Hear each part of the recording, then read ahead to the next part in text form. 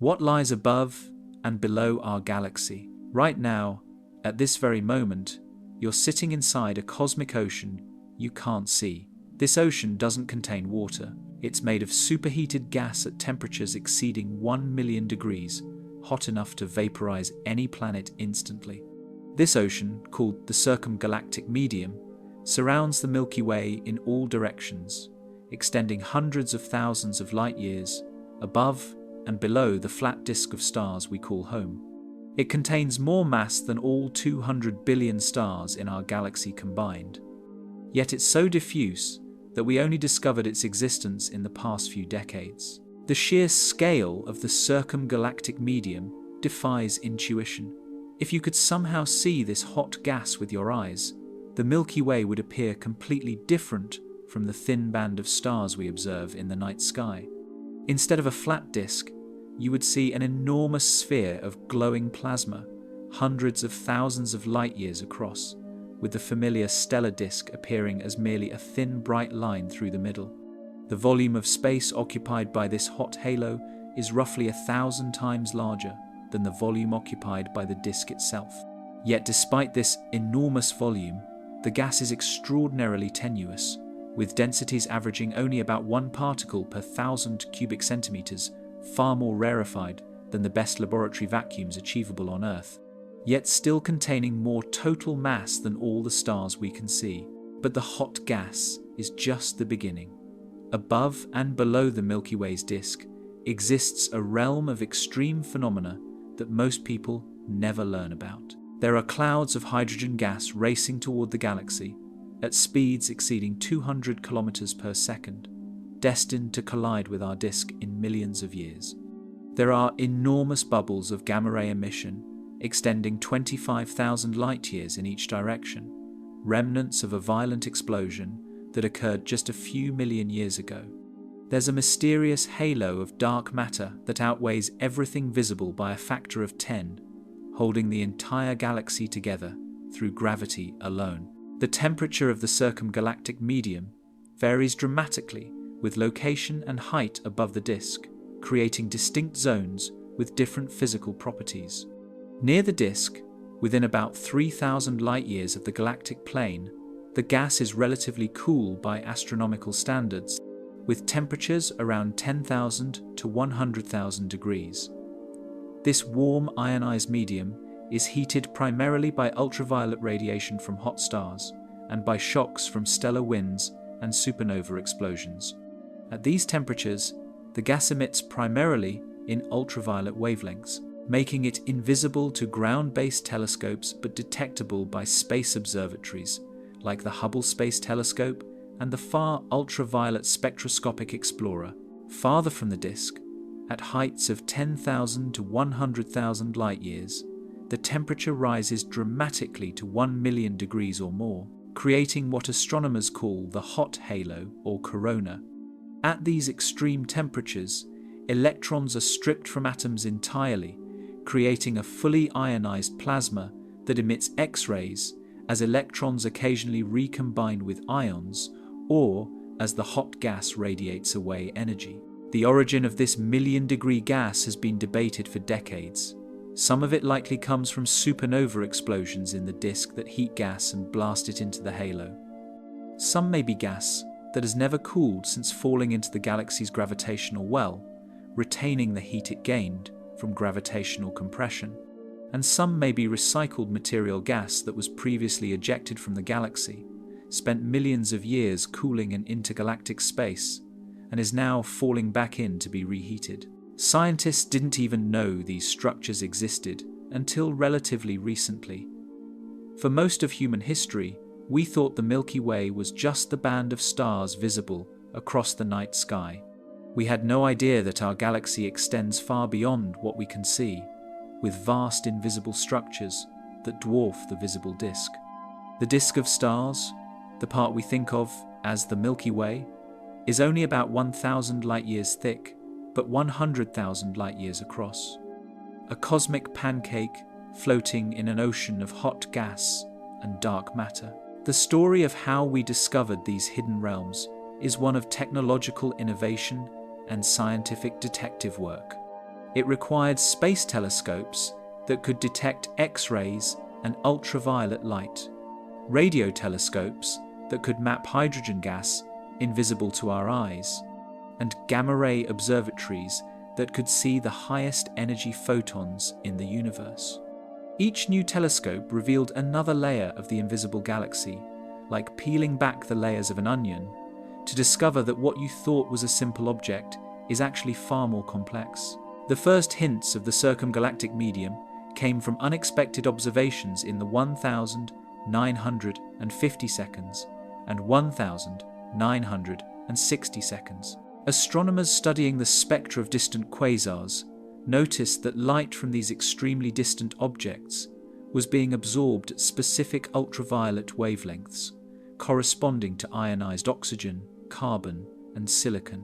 The puzzling aspect was that this absorption didn't occur at the quasar's distance, but rather at wavelengths suggesting the absorbing gas was associated with foreground galaxies.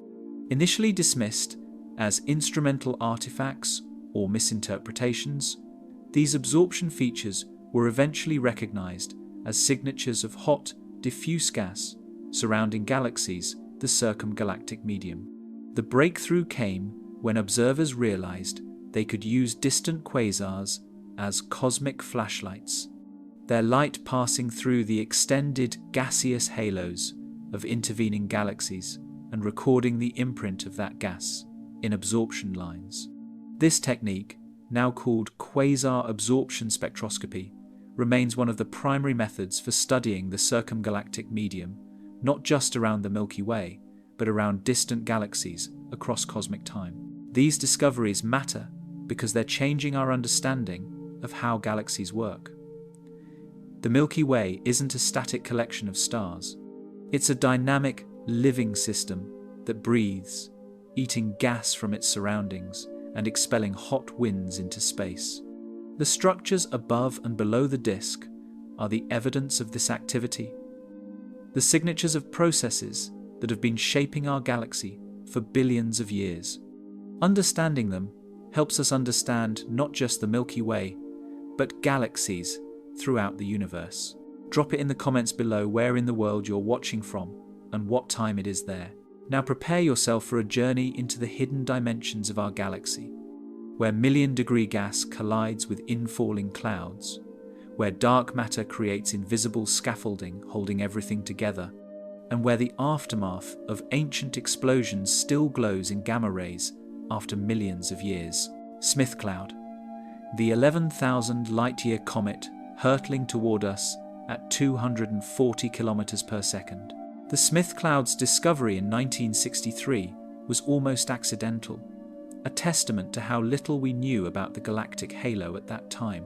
Gail Smith was a 5-year-old doctoral student working with Jan Oort, one of the pioneers of radio astronomy who had helped map the spiral structure of the Milky Way.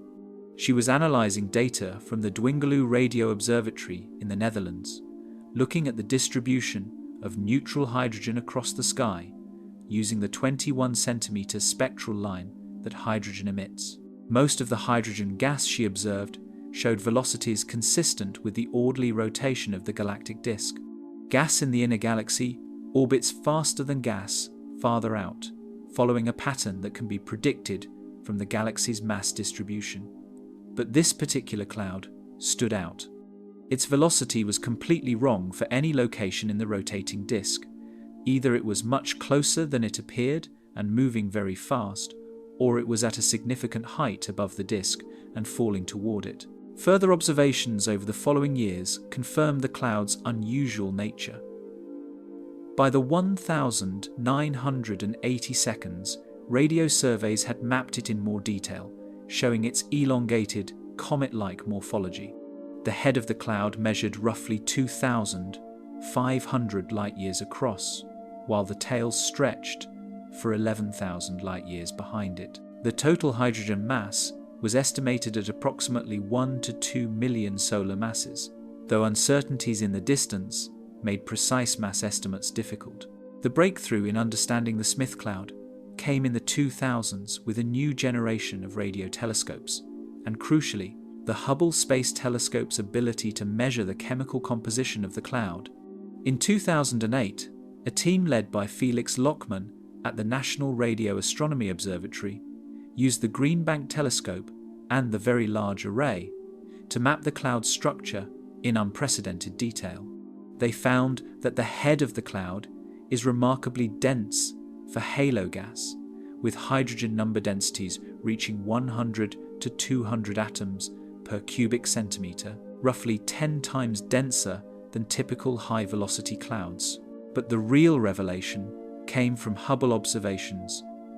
Andrew Fox and his colleagues used Hubble's cosmic origins spectrograph to observe ultraviolet light from 3 bright stars located behind the Smith cloud. As the starlight passed through the cloud, sulfur atoms in the cloud absorbed specific wavelengths, creating absorption lines in the star's spectra. By measuring the strength of these absorption lines, the team determined that the cloud contains sulfur at about 10 to 50% of the solar abundance. This metallicity measurement was crucial. Primordial gas falling onto the Milky Way from the intergalactic medium should have essentially zero metallicity, containing only hydrogen and helium created in the Big Bang. The presence of sulfur proved that the gas originated in the Milky Way itself, where generations of stars had enriched it with heavy elements. The metallicity level matched what's found in the outer regions of the galactic disk, about 40,000 to 50,000 light-years from the center, suggesting that's where the Smith cloud was ejected from. Computer simulations have modeled the Smith cloud's trajectory in detail. In 2015, a team led by Nicholas Lenner used simulations to track the cloud's orbit backward and forward in time. The simulations showed that roughly 70 million years ago, the cloud was in the galactic disk in the outer reaches of the Milky Way. A supernova, or series of supernovae, exploded nearby, creating a hot bubble that swept up the gas and accelerated it upward at speeds of 150 to 200 kilometers per second. The cloud climbed through the halo, gradually slowing as it fought against the Milky Way's gravity. It reached its maximum height of about 8,000 to 11,000 light-years above the disk approximately 35 million years ago, then began falling back. The ballistic arc is now carrying it back toward the disk at an ever-increasing speed as gravity accelerates its descent. When it strikes the disk 30 million years from now, it will be moving at approximately 240 kilometers per second relative to the local disk gas. The interaction between the Smith cloud and the hot halo gas through which it's moving has shaped its appearance. As the cloud plows through the million-degree coronal gas, it experiences ram pressure, the force exerted by gas moving past an object. This pressure is strongest at the cloud's leading edge, where it acts like wind resistance, compressing the head and stripping material from the sides and back. The stripped material forms the long tail that trails behind the cloud. Observations have detected this interaction directly.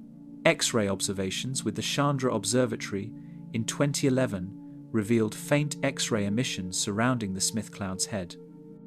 This emission comes from an interface layer where cool cloud gas at 10,000 degrees mixes with hot halo gas at 1,000,000 degrees, creating warm gas at intermediate temperatures of 100,000 to 500,000 degrees. The mixing occurs through thermal conduction and hydrodynamic instabilities that develop at the boundary between the two phases. The fate of the Smith cloud, when it collides with the disk 30 million years from now, has been predicted in detailed simulations. The impact will occur in the outer disk, where the gas density is relatively low, about 0.1 to 0.5 hydrogen atoms per cubic centimeter. The colliding cloud will create a shock wave that compresses both the cloud gas and the disk gas, heating them to temperatures of hundreds of thousands of degrees. This compression will trigger star formation. When gas is compressed, its density increases. If the density exceeds a critical threshold, typically about 100 to 1,000 atoms per cubic centimeter in molecular form, Gravity overcomes the gas's internal pressure, and the gas collapses to form stars. Simulations predict that the Smith cloud collision will create compressed regions reaching these densities, leading to the formation of roughly 1 to 2 million solar masses of new stars over a period of 10 to 20 million years. The new stars won't all form at once, but in multiple bursts, as different parts of the cloud collide with the disk. The most massive stars, those with masses above 20 times the Sun's mass, will form first from the densest regions. These stars will be extremely hot and luminous, emitting most of their energy in ultraviolet light. They'll ionize the surrounding gas, creating giant high regions visible as glowing patches of hydrogen emission. After just a few million years, these massive stars will explode as supernovae, enriching the surrounding gas with fresh heavy elements and triggering additional star formation through their shock waves. The Smith cloud's collision will be visible from Earth, assuming humanity survives that long. The starburst region will appear as a bright blue-white spot in the Milky Way, visible in the constellation Aquila. Through telescopes, it will show as a complex of young star clusters, emission nebulae, and supernova remnants, similar to regions of intense star formation we observe today in other galaxies. The event will provide future astronomers with a unique opportunity to study star formation triggered by a high-velocity cloud impact, a process that may have been more common in the early universe. The hot corona at 10 million degrees, an invisible ocean 4 times the galaxy's width. Surrounding the Milky Way's visible disk is a structure so vast and so hot that it defies easy comprehension. This structure, called the galactic corona or the circumgalactic medium, extends at least 300,000 light-years from the galactic center in all directions, creating a roughly spherical halo that dwarfs the visible galaxy. The gas in this corona is heated to temperatures between 1 million and 10 million degrees Kelvin, hot enough that its atoms are stripped of most of their electrons, creating a fully ionized plasma that emits primarily at X-ray and ultraviolet wavelength. The corona was predicted theoretically long before it was observed. In the 1,970 seconds and 1,980 seconds, astronomers realized that galaxy formation models required galaxies to be surrounded by hot gas halos. When galaxies form, gas falls into their gravitational potential wells and gets shock heated to high temperatures. This hot gas should form an extended atmosphere around galaxies, but detecting it is extremely difficult because the gas is so diffuse and emits at wavelengths that Earth's atmosphere blocks. The first solid evidence for the Milky Way's hot corona came from observations of distant quasars, extremely bright objects powered by supermassive black holes in distant galaxies. When light from a quasar passes through the Milky Way's halo on its way to Earth, atoms in the halo absorb light at specific wavelengths, creating absorption lines in the quasar's spectrum. By studying these absorption lines, astronomers can determine what elements are present in the halo and how hot the gas is. In 2012, a team led by Fabrizio Nicastro, using the XMM Newton Space Telescope, studied X-ray absorption lines from a quasar called Markarian 421, located 400 million light-years away. They detected absorption from highly ionized oxygen, specifically O7 and O8, ions that only exist in gas hotter than 1 million degrees.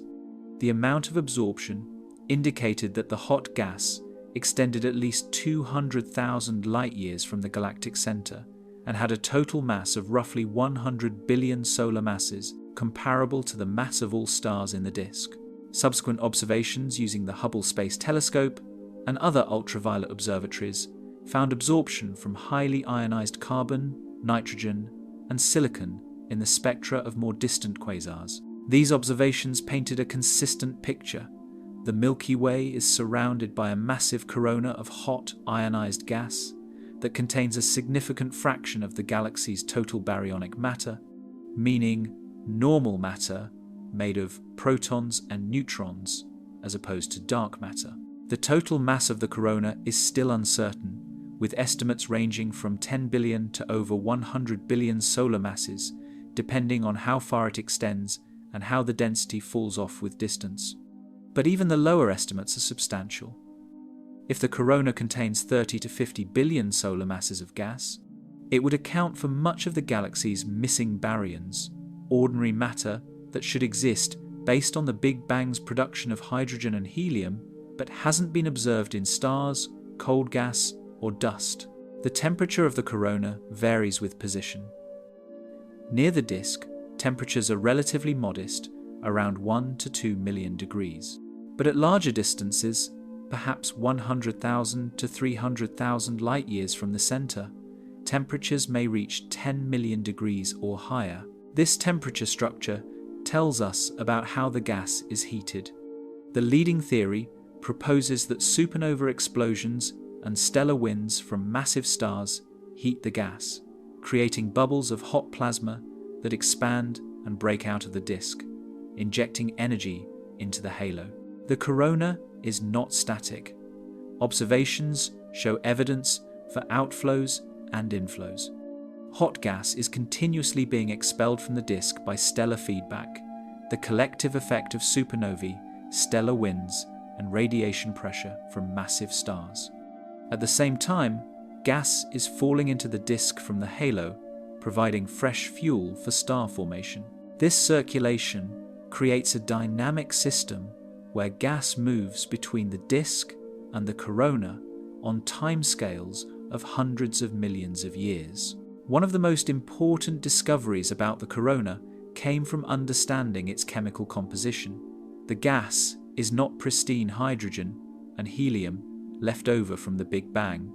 It's enriched with heavy elements like oxygen, carbon, nitrogen, and iron, elements that are only created in stars.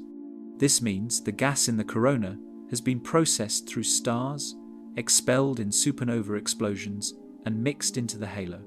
The metallicity, or abundance of heavy elements, is roughly 30% of the solar value, indicating substantial enrichment, but not as much as in the disk. The existence of the hot corona has important implications for how we think about galaxies. Galaxies are not just disks of stars floating in empty space. They're embedded in massive atmospheres of hot gas that extend far beyond the visible components. These atmospheres contain huge reservoirs of matter, regulate the supply of gas for star formation, and serve as repositories for the heavy elements created in stars. Understanding coronae is essential for understanding how galaxies form, evolve, and interact with their environments. Fermi bubbles, the 50,000 light-year scars from an explosion 6 million years ago. The story of how the Fermi bubbles remained hidden for so long, despite being one of the largest structures associated with our galaxy, illustrates the challenges of studying the galactic center. The Fermi Gamma Ray Space Telescope, launched in 2008, was designed to map the entire sky in gamma rays with unprecedented sensitivity. But the galactic plane is extraordinarily bright in gamma rays, flooded with emission from cosmic ray interactions with gas, from pulsars, and from supernova remnants. This bright emission masks fainter structures above and below the plane. Doug Finkbeiner, an astrophysicist at Harvard University, suspected that interesting features might be hidden in the data. In 2010, he and his colleagues developed sophisticated data processing techniques to model and subtract the bright galactic disk emission.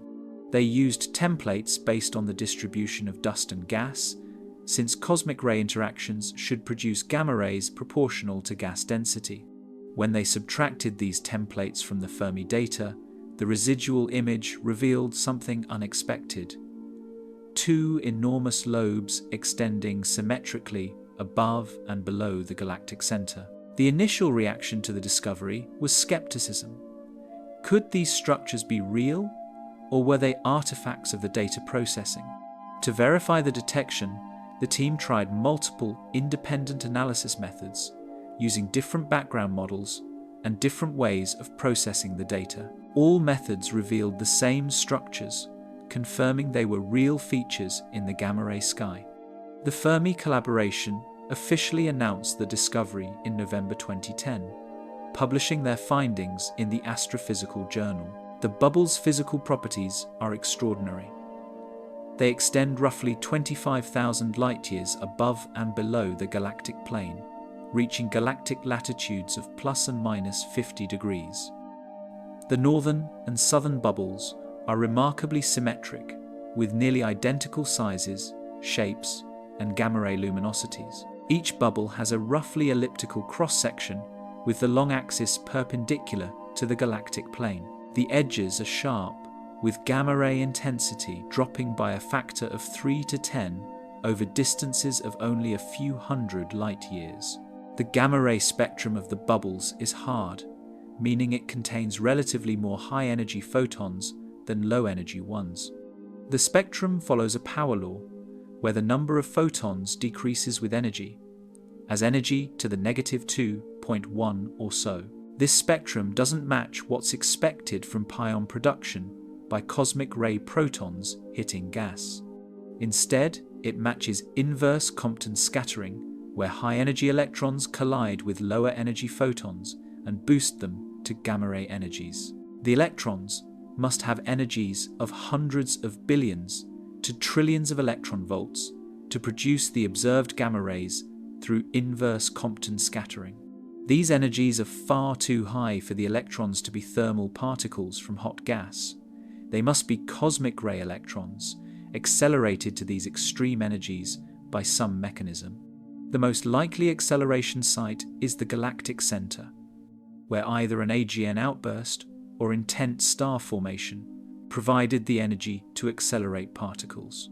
Shortly after the gamma-ray discovery, astronomers looked for the bubbles at other wavelengths. The Wilkinson Microwave Anisotropy Probe, or WMAP, which had been mapping the cosmic microwave background since 2001, had actually seen hints of the bubbles years earlier, but hadn't recognized them. The WMAP team had attributed the excess microwave emission to foreground contamination and subtracted it when cleaning their maps. But in hindsight, this haze emission was real and corresponded to the Fermi bubbles. The microwave emission comes from synchrotron radiation, produced when the same cosmic ray electrons that create the gamma rays spiral around magnetic field lines.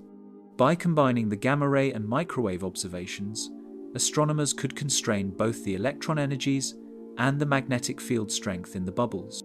The results indicated magnetic field strengths of roughly 6 to 10 microgauss, slightly higher than the typical interstellar field, but not exceptionally strong. In 2013, the Planck satellite, the successor to WMAP, provided the most detailed microwave observations yet. Planck detected polarized emission from the bubble edges, revealing that the magnetic fields there are partially ordered rather than completely random. The polarization patterns suggest that magnetic fields run parallel to the bubble edges, as expected if the fields have been compressed and ordered by the expanding bubble. This ordered field geometry helps confine cosmic rays within the bubbles and shapes the sharp edges visible in gamma rays.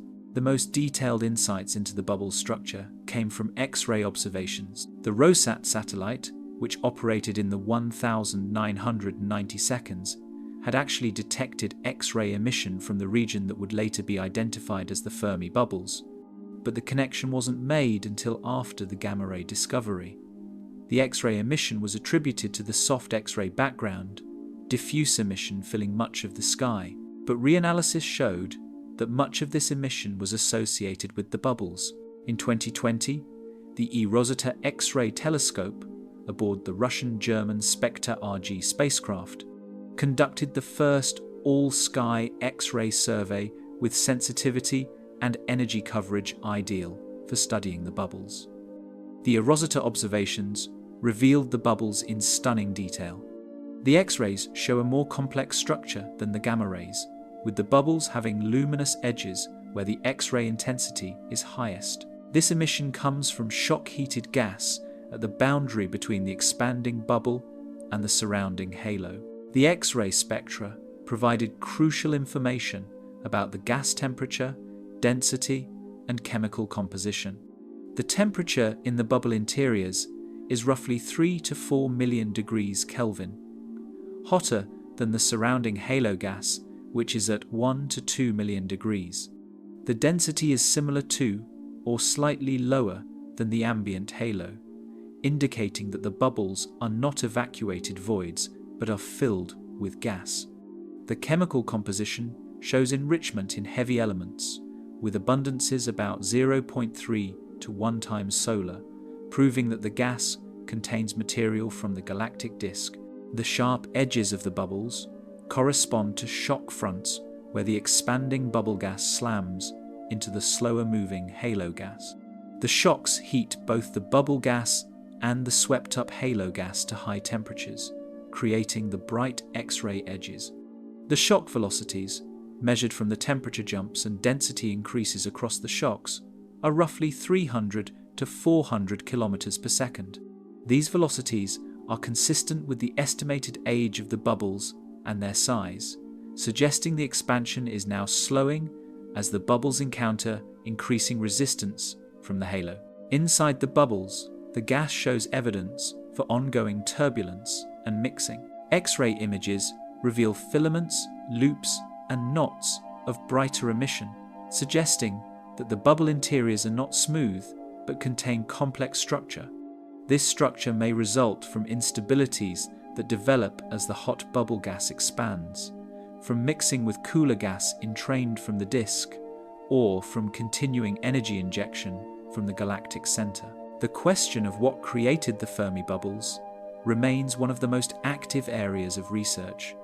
The starburst wind scenario proposes that a period of intense star formation in the galactic center, creating hundreds or thousands of massive stars over a few million years, generated enough supernova energy to inflate the bubbles. The combined energy from these supernovae, plus stellar winds from the massive stars before they exploded, would drive a powerful galactic wind that swept up gas and accelerated it into the halo. Observations provide some support for this scenario. The galactic center does show evidence for relatively recent star formation, with several young star clusters containing massive stars that are only a few million years old. The most prominent is the Arches cluster, located about 100 light-years from the galactic center, which contains over 100 stars more massive than 20 solar masses. If many such clusters formed throughout the central few hundred light-years, their collective feedback could produce the required energy. However, most astronomers now favor the AGN outburst scenario. The key evidence comes from the bubble's morphology and the properties of the X-ray emission. The bubbles are perpendicular to the galactic plane and remarkably symmetric, exactly as expected for jets launched from a rotating black hole. The jets would naturally propagate perpendicular to the accretion disk and would be symmetric if the black hole's spin axis is perpendicular to the disk. The energy required to create the bubbles, roughly 10 to the 56 ergs, is enormous but well within the capabilities of an AGN outburst. If Sagittarius A accreted roughly 1,000 to 10,000 solar masses of gas over a few 100,000 to million years, releasing about 10% of the rest mass energy as kinetic energy in jets, it could easily produce the observed structures.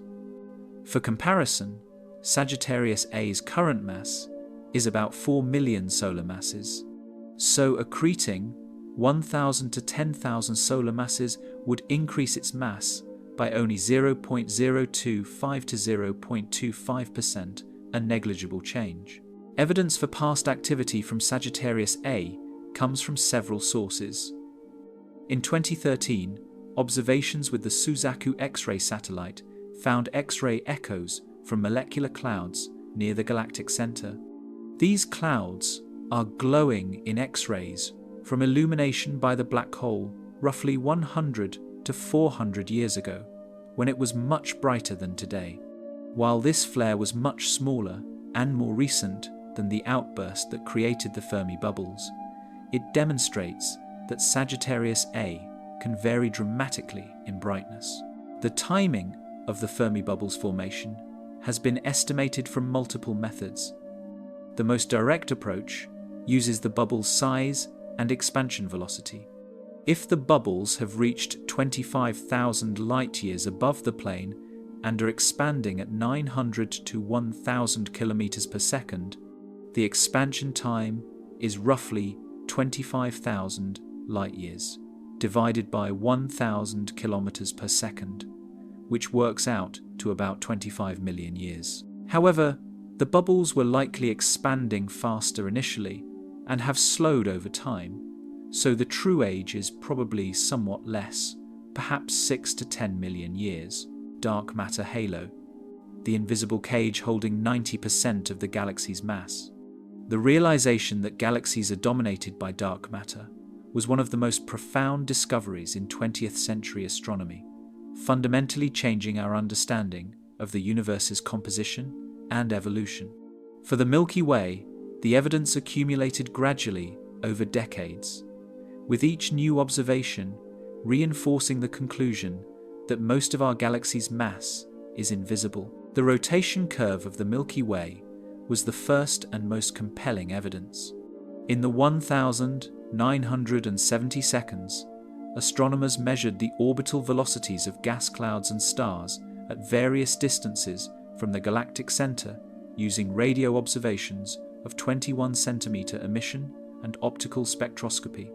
According to Newton's laws, objects orbiting a point mass should move slower the farther they are from that mass, just as the outer planets in our solar system orbit more slowly than the inner planets. But the Milky Way's rotation curve doesn't behave this way. In the inner galaxy, within about 10,000 light-years of the center, the rotation velocity increases with distance, as expected. But beyond that, the velocity levels off at about 220 to 240 kilometers per second, and remains roughly constant out to the farthest distances that can be measured, currently about 60,000 to 100,000 light-years from the center. This flat rotation curve implies that the galaxy's mass continues to increase with distance, even in regions where there are few visible stars. The amount of dark matter required to explain the rotation curve is substantial. Detailed models show that within the solar circle, the region inside the Sun's orbit at 26,000 light-years from the center, visible matter, stars, gas, and dust contributes about half the total mass, with dark matter contributing the other half. But in the outer galaxy, dark matter completely dominates. At distances of 60,000 to 100,000 light-years, dark matter outweighs visible matter by factors of 10 to 100 or more. The motions of satellite galaxies provided additional evidence. The Large and Small Magellanic Clouds orbit the Milky Way at distances of about 160,000 and 200,000 light-years respectively, with orbital velocities of roughly 300 to 400 kilometers per second. Calculating the Milky Way's mass required to produce these orbital velocities yields a total mass of roughly 1 to 2 trillion solar masses within the satellite's orbits. Since visible matter accounts for only about 100 to 200 billion solar masses, the difference, about 90 to 95% of the total, must be dark matter. More distant tracers provided constraints on the halo's extent. Stellar streams from disrupted satellite galaxies extend to hundreds of thousands of light-years from the galactic center, and their orbits depend on the total gravitational potential. The most distant halo stars and globular clusters, some located over 500,000 light-years from the center, are bound to the Milky Way and orbit it on multi-billion-year timescales. The escape velocity at these distances, the speed needed to leave the galaxy permanently, is still substantial, roughly 300 to 400 kilometers per second, indicating that the dark matter halo extends at least this far. The shape of the dark matter halo has been difficult to constrain observationally.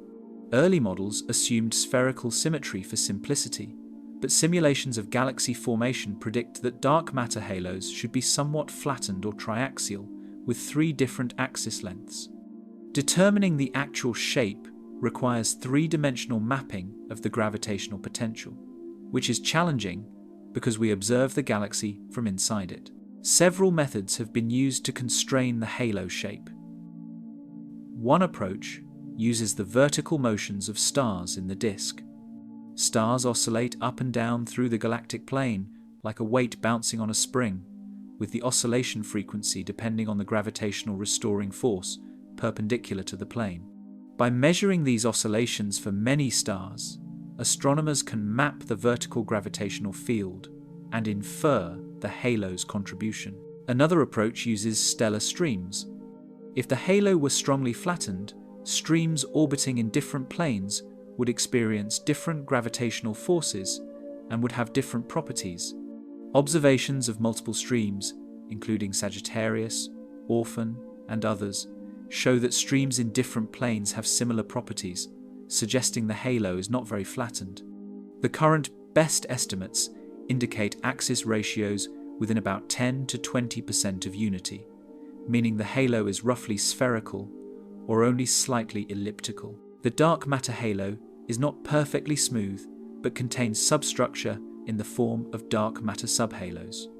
These subhalos are the remnants of smaller dark matter halos that merged with the Milky Way during its assembly.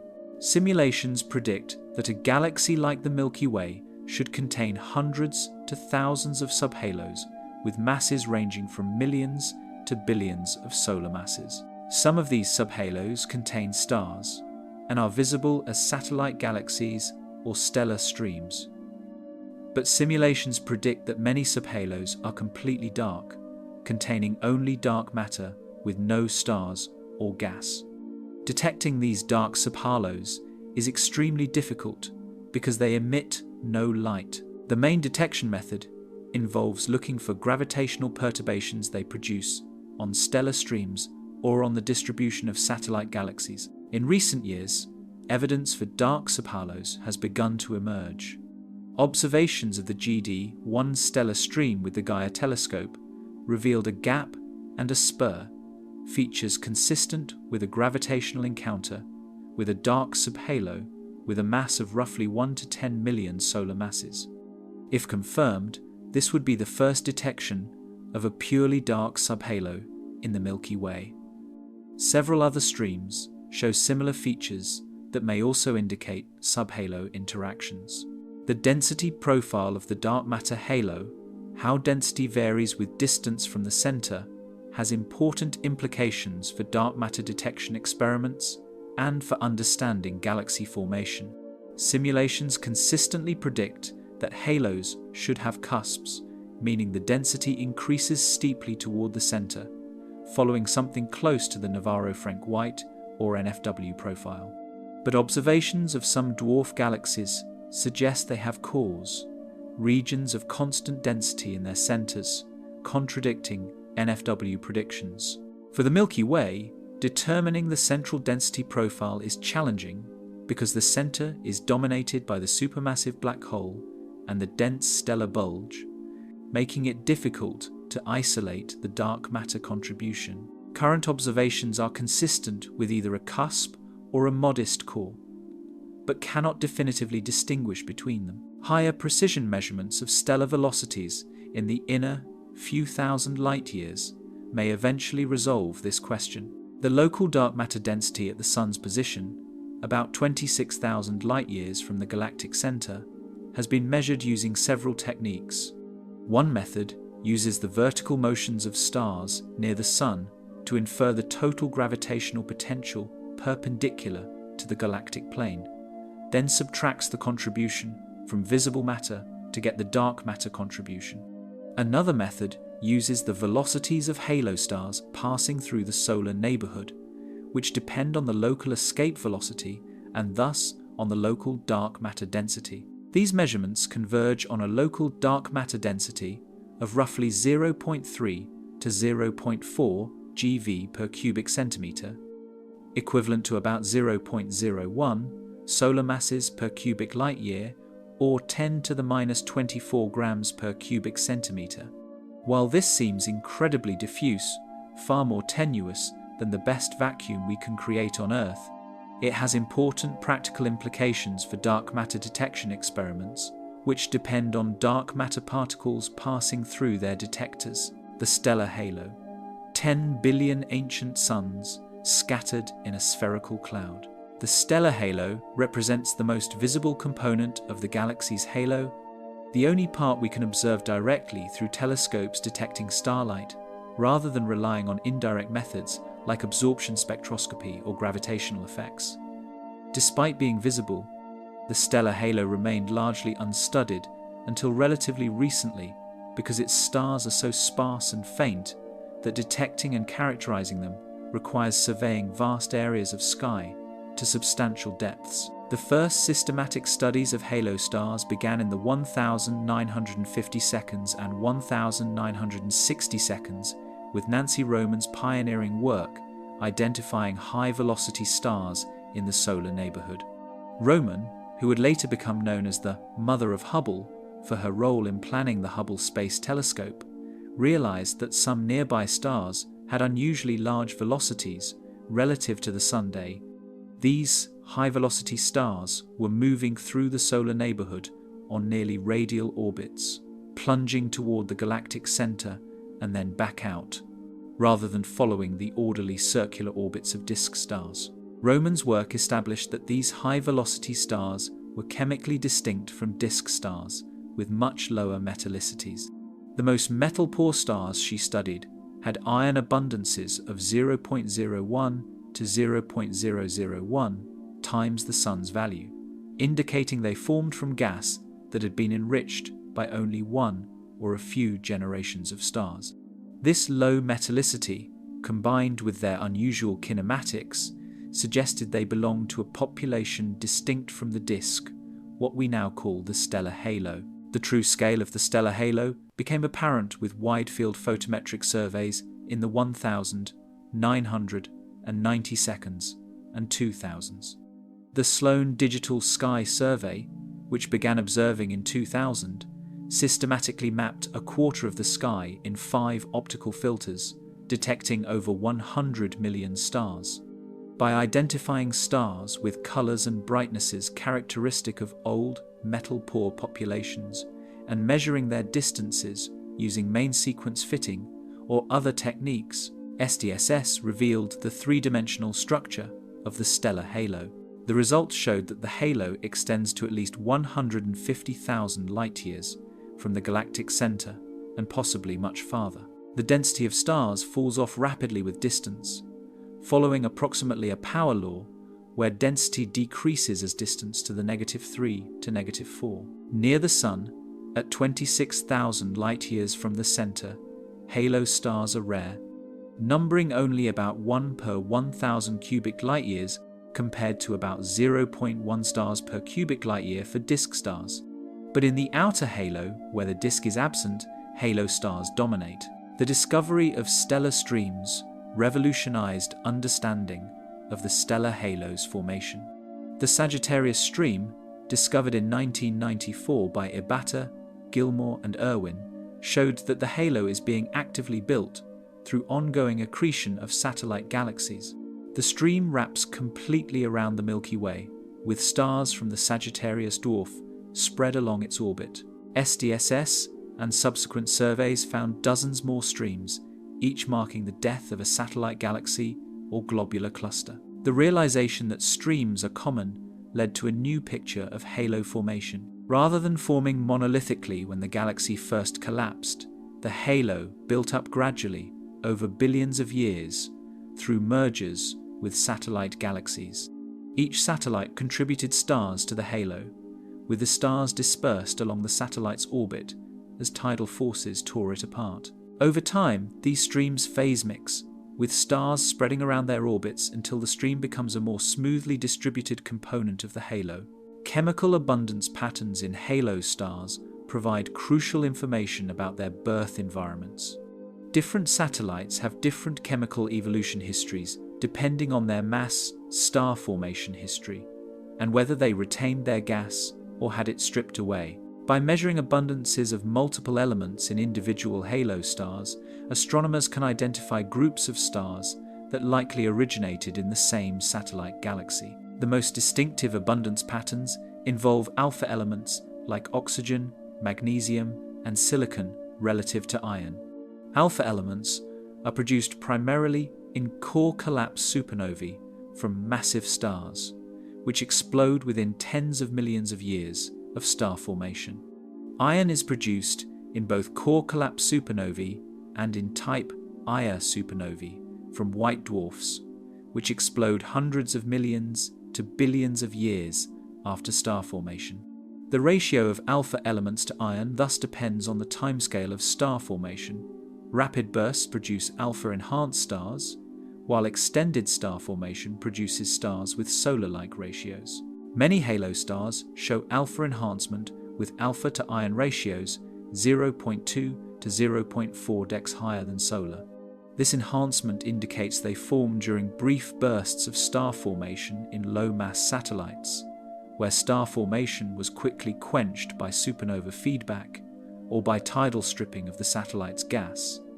These alpha-enhanced stars are most common in the outer halo, consistent with formation in satellites that fell in relatively late and had brief star formation histories. The age distribution of halo stars spans nearly the entire history of the universe.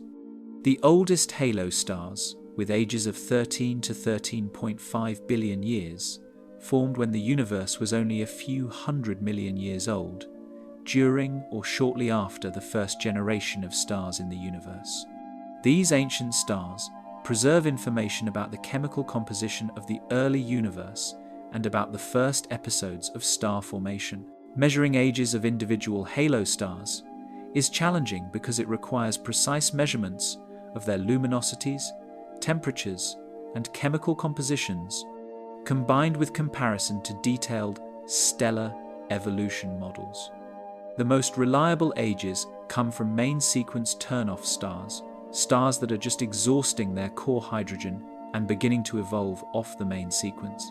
The turn-off point depends on age, with older populations having fainter, cooler turn-off points than younger populations. For the oldest halo stars, age uncertainties are substantial, typically 1 to 2 billion years. This uncertainty arises from several sources: observational errors in measuring stellar parameters, uncertainties in stellar evolution models, particularly the treatment of convection and element diffusion, and uncertainties in the initial helium abundance and alpha element abundances. Despite these uncertainties, it's clear that the oldest halo stars are nearly as old as the universe itself, with ages consistent with formation in the first billion years after the Big Bang.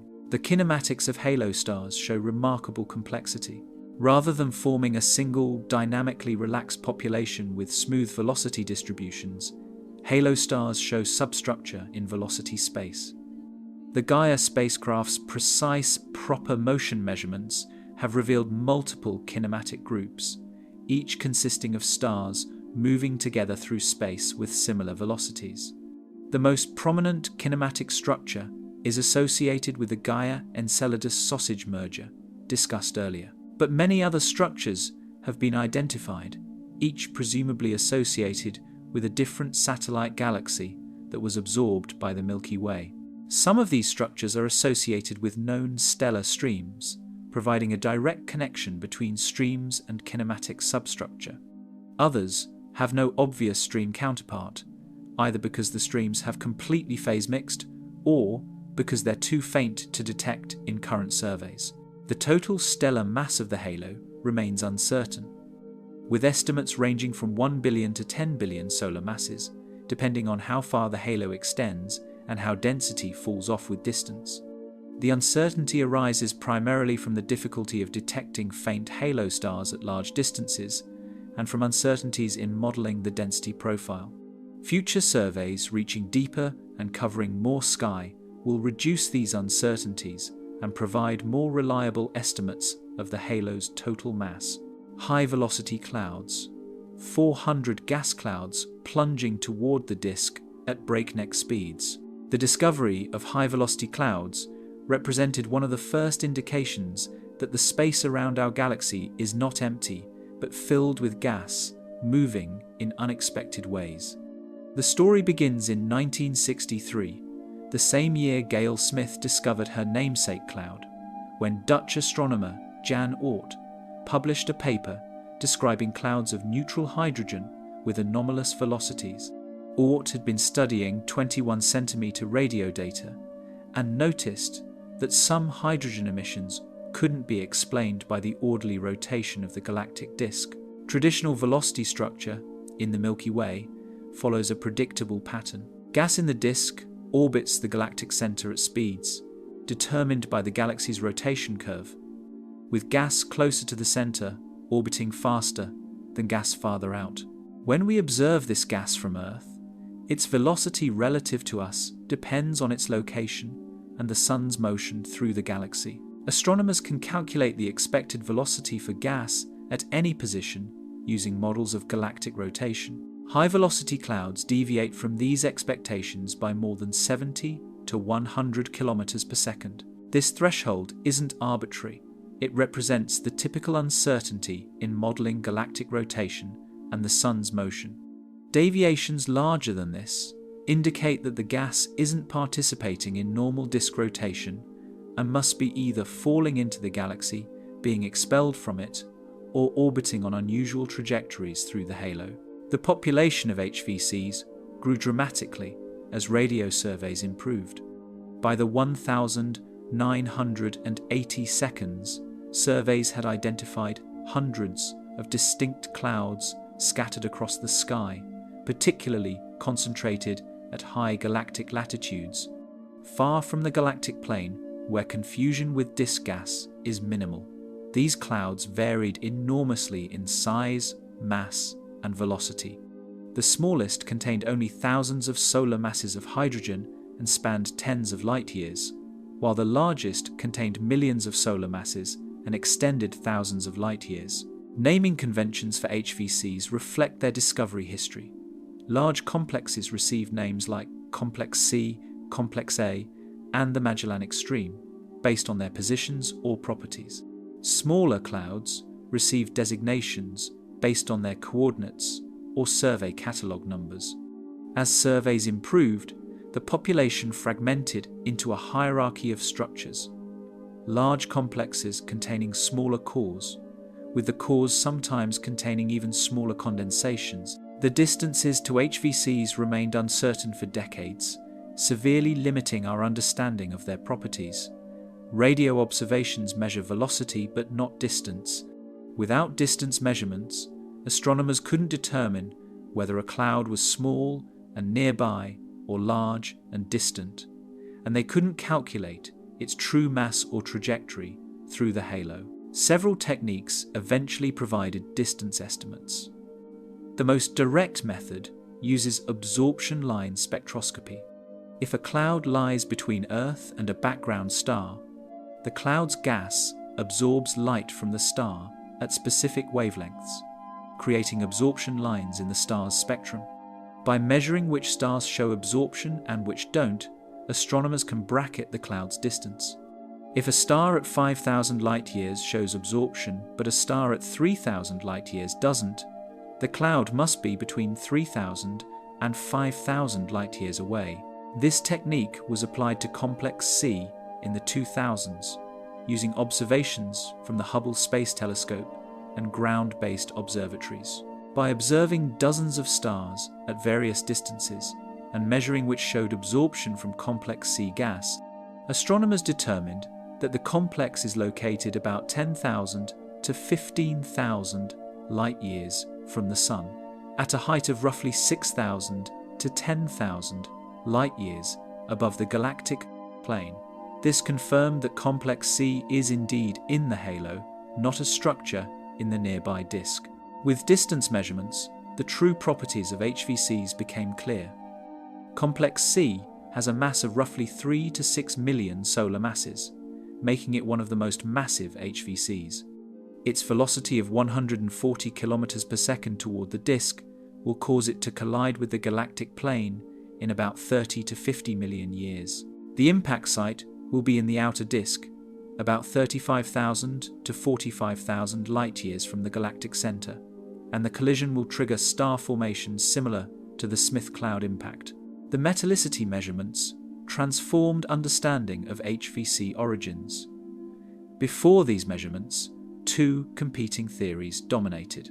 The infall theory proposed that HVCs are primordial gas left over from galaxy formation, material that never settled into the disk and is now falling in from the intergalactic medium.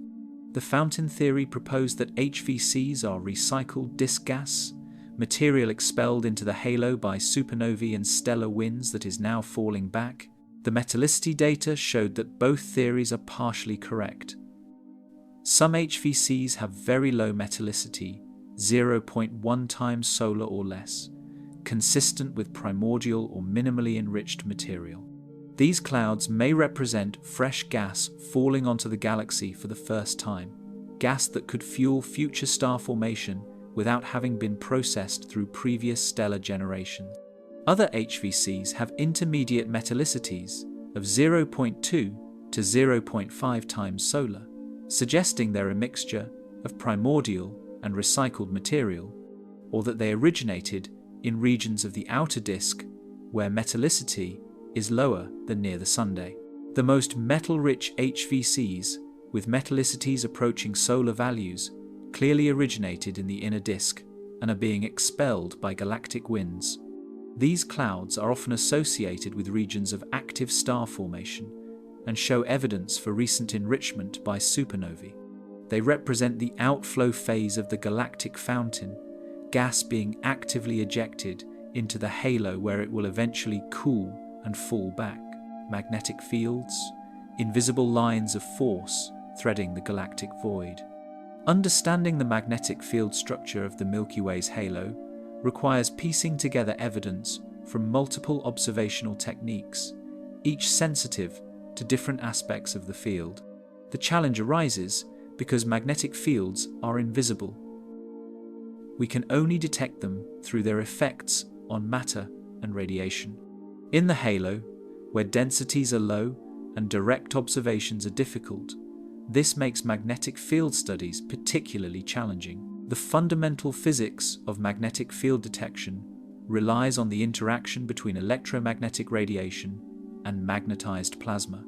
Magnetic fields exert forces on charged particles, causing them to spiral along field lines rather than moving in straight lines. This spiraling motion affects how particles emit radiation and how radiation propagates through magnetized regions. Different observational techniques exploit different aspects of these magnetic interactions, providing complementary views of the field structure. Understanding these techniques and their limitations is essential for interpreting observations and reconstructing the three-dimensional magnetic field geometry of the halo. The primary tracer of magnetic fields in the halo is Faraday rotation, a phenomenon where the polarization angle of linearly polarized radio waves rotates as the waves pass through magnetized plasma. The amount of rotation depends on the line of sight integral of the electron density multiplied by the magnetic field component parallel to the line of sight. By measuring Faraday rotation for many pulsars and background radio sources distributed across the sky and at different distances, astronomers can reconstruct the three-dimensional magnetic field structure. The mathematics of Faraday rotation provides a powerful diagnostic but also introduces complications. The rotation measure, defined as the observed rotation angle divided by the square of the wavelength, equals a constant times the integral along the line of sight of electron density times the parallel magnetic field component. This integral nature means that Faraday rotation is sensitive to the total magnetic field along the entire path, not just local conditions. A strong field in a small region can produce the same rotation measure as a weak field over a large region, creating ambiguity. Furthermore, if the field reverses direction along the line of sight, contributions from different regions can cancel, potentially hiding significant magnetic field strength. Resolving these ambiguities requires measurements of many sources at different distances and positions, allowing astronomers to build up a three-dimensional picture through tomographic reconstruction techniques similar to medical CT scans. Pulsars are ideal for these studies because they emit strongly polarized radio waves, and their distances can be measured independently using parallax or dispersion measure methods. The Faraday rotation toward a pulsar tells us about the magnetic field integrated along the line of sight from the pulsar to Earth.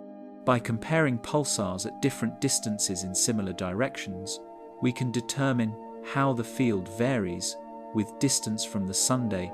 Early Faraday rotation studies in the 1960 seconds and 1970 seconds established that the Milky Way has a large-scale magnetic field, aligned roughly with the spiral arms. In the disk, the field has a strength of about 4 to 6 microgauss and follows the spiral pattern, reversing direction in some regions. These reversals indicate a bisymmetric or quadrupolar field geometry rather than a simple axisymmetric geometry. Extending these measurements into the halo proved more difficult. Halo pulsars are rare because most pulsars are born in the disk and remain there. But some pulsars have been kicked to high velocities by asymmetric supernova explosions and have escaped the disk. These halo pulsars, traveling through the galaxy at speeds of 300 to 1,000 kilometers per second, provide crucial Faraday rotation measurements at heights above the disk. The discovery and characterization of high-velocity pulsars has revolutionized our understanding of halo magnetic fields. These pulsars receive their enormous velocities through a process called a natal kick, where asymmetries in the supernova explosion that creates the neutron star impart momentum to the newly formed pulsar. The velocities can be so extreme that some pulsars are on trajectories that will eventually carry them completely out of the galaxy into intergalactic space. As these pulsars travel through the halo, they act as moving probes, sampling the magnetic field at different heights and locations. Multi-epoch observations of the same pulsar as it moves through the halo can reveal spatial variations in field strength and direction that would be impossible to detect with stationary sources. This kinematic approach to mapping halo magnetic fields complements the traditional statistical approach using many different pulsars. The results show that magnetic field strength decreases with height above the disk. At heights of 1,000 to 3,000 light-years, the field strength is roughly 2 to 3 microgauss, about half the value in the midplane. At heights of 5,000 to 10,000 light-years, the field is estimated at 1 to 2 microgauss. These estimates have large uncertainties because of the small number of halo pulsars and uncertainties in electron density, but they consistently indicate weaker fields in the halo than in the disk. The geometry of the halo field appears different from the disk field. While the disk field is predominantly toroidal, aligned with galactic rotation, the halo field shows evidence for a significant poloidal component, with field lines extending vertically above and below the disk. This poloidal field may be generated by a galactic dynamo, where the combination of differential rotation and turbulent motions in the disk generates and maintains large-scale magnetic fields extending into the halo. Polarized radio emission from the halo provides complementary information about magnetic field structure. Synchrotron emission from cosmic ray electrons spiraling in the magnetic field is intrinsically polarized, with the polarization direction perpendicular to the projected magnetic field.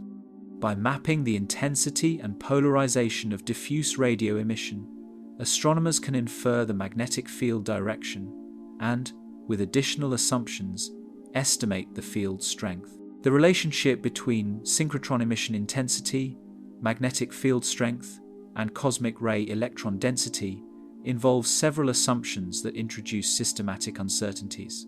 The synchrotron emissivity depends on both the magnetic field strength and the number of relativistic electrons, but observations measure only the total emission.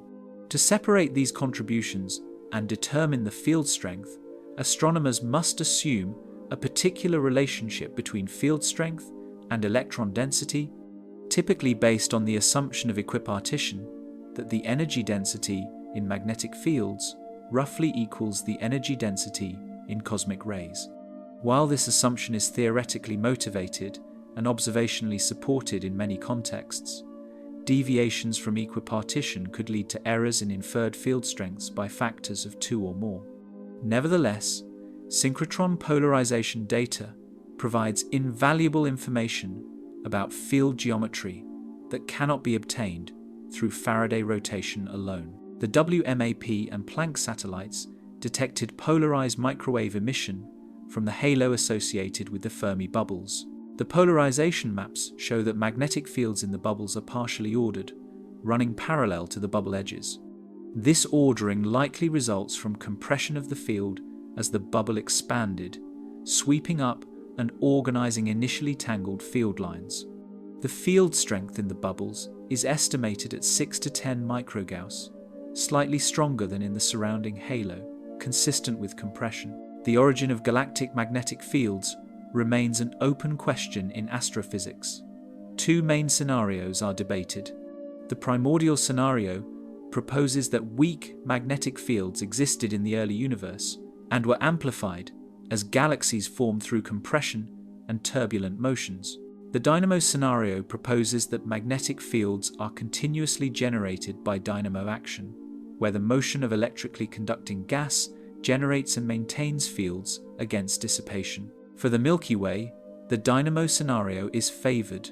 Numerical simulations show that galactic dynamos can naturally produce large-scale magnetic fields with strengths and geometries similar to what's observed. The key requirements are differential rotation, where different parts of the disk rotate at different rates, and turbulence driven by supernova explosions and stellar winds.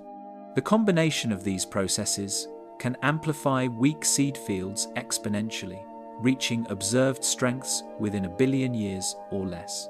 The maintenance of magnetic fields in the halo requires continuous energy input because magnetic fields naturally decay through ohmic dissipation and ambipolar diffusion. In the tenuous halo gas, these processes would dissipate fields on timescales of a few billion years without continuous regeneration. The energy source likely comes from the disk through magnetic field lines connecting disk and halo, allowing energy to flow upward from the disk where turbulence is generated by star formation. Magnetic fields play important roles in halo physics beyond just being present. They affect cosmic ray propagation by scattering cosmic rays as they attempt to escape the galaxy. Without magnetic fields, cosmic rays would escape in straight lines within about 100,000 years.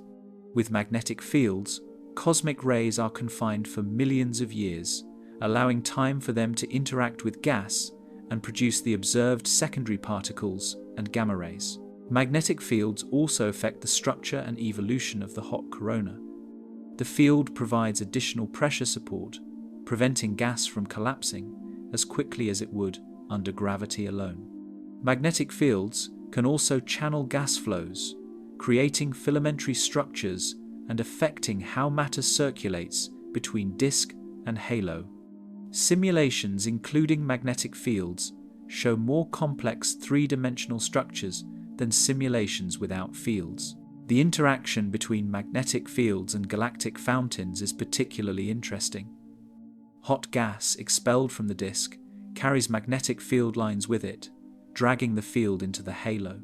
As the gas rises and cools, the field lines may act like strings, pulling the cooled gas back toward the disk along preferred directions. This process could help explain why fountain flows appear filamentary rather than smoothly distributed, and why some high-velocity clouds show elongated morphologies aligned with their velocity vectors. Cosmic rays, billion-volt particles, escaping into the intergalactic void. Racing through the space above and below the Milky Way, at nearly the speed of light, are cosmic rays, atomic nuclei accelerated to extraordinary energies by violent processes in the galaxy. These particles carry energies ranging from millions to over a quintillion electron volts, with the highest energy particles packing more energy in a single nucleus than a fastball thrown by a major league pitcher. Cosmic rays pervade the galaxy and its halo, interacting with gas, generating gamma rays, and serving as tracers of the most energetic processes in the universe. Cosmic rays were discovered in 1912 by Victor Hess, who carried electroscopes on balloon flights and found that radiation levels increased with altitude, proving the radiation came from space rather than Earth. For decades afterward, physicists puzzled over what these particles were and where they came from. It wasn't until the 1940 seconds and 1950 seconds that observations established that cosmic rays are mostly protons and heavier atomic nuclei, with electrons making up a small fraction. The composition of cosmic rays mirrors the composition of ordinary matter in many ways, but with crucial differences that provide clues to their origin and acceleration. Hydrogen nuclei, or protons, make up about 90% of cosmic rays, while helium nuclei account for roughly 9%. The remaining 1% consists of heavier elements, including carbon, oxygen, iron, and trace amounts of elements, all the way up to uranium. Interestingly, certain elements like lithium, beryllium, and boron are far more abundant in cosmic rays than in ordinary stellar material. These light elements are produced when heavier cosmic ray nuclei collide with interstellar gas and fragment, a process called spallation. The abundance of these spallation products tells us that cosmic rays have traveled through substantial amounts of matter during their journey through the galaxy, typically passing through material equivalent to about 5 to 10 grams per square centimeter, which corresponds to traversing the galaxy for millions of years before escaping or losing their energy.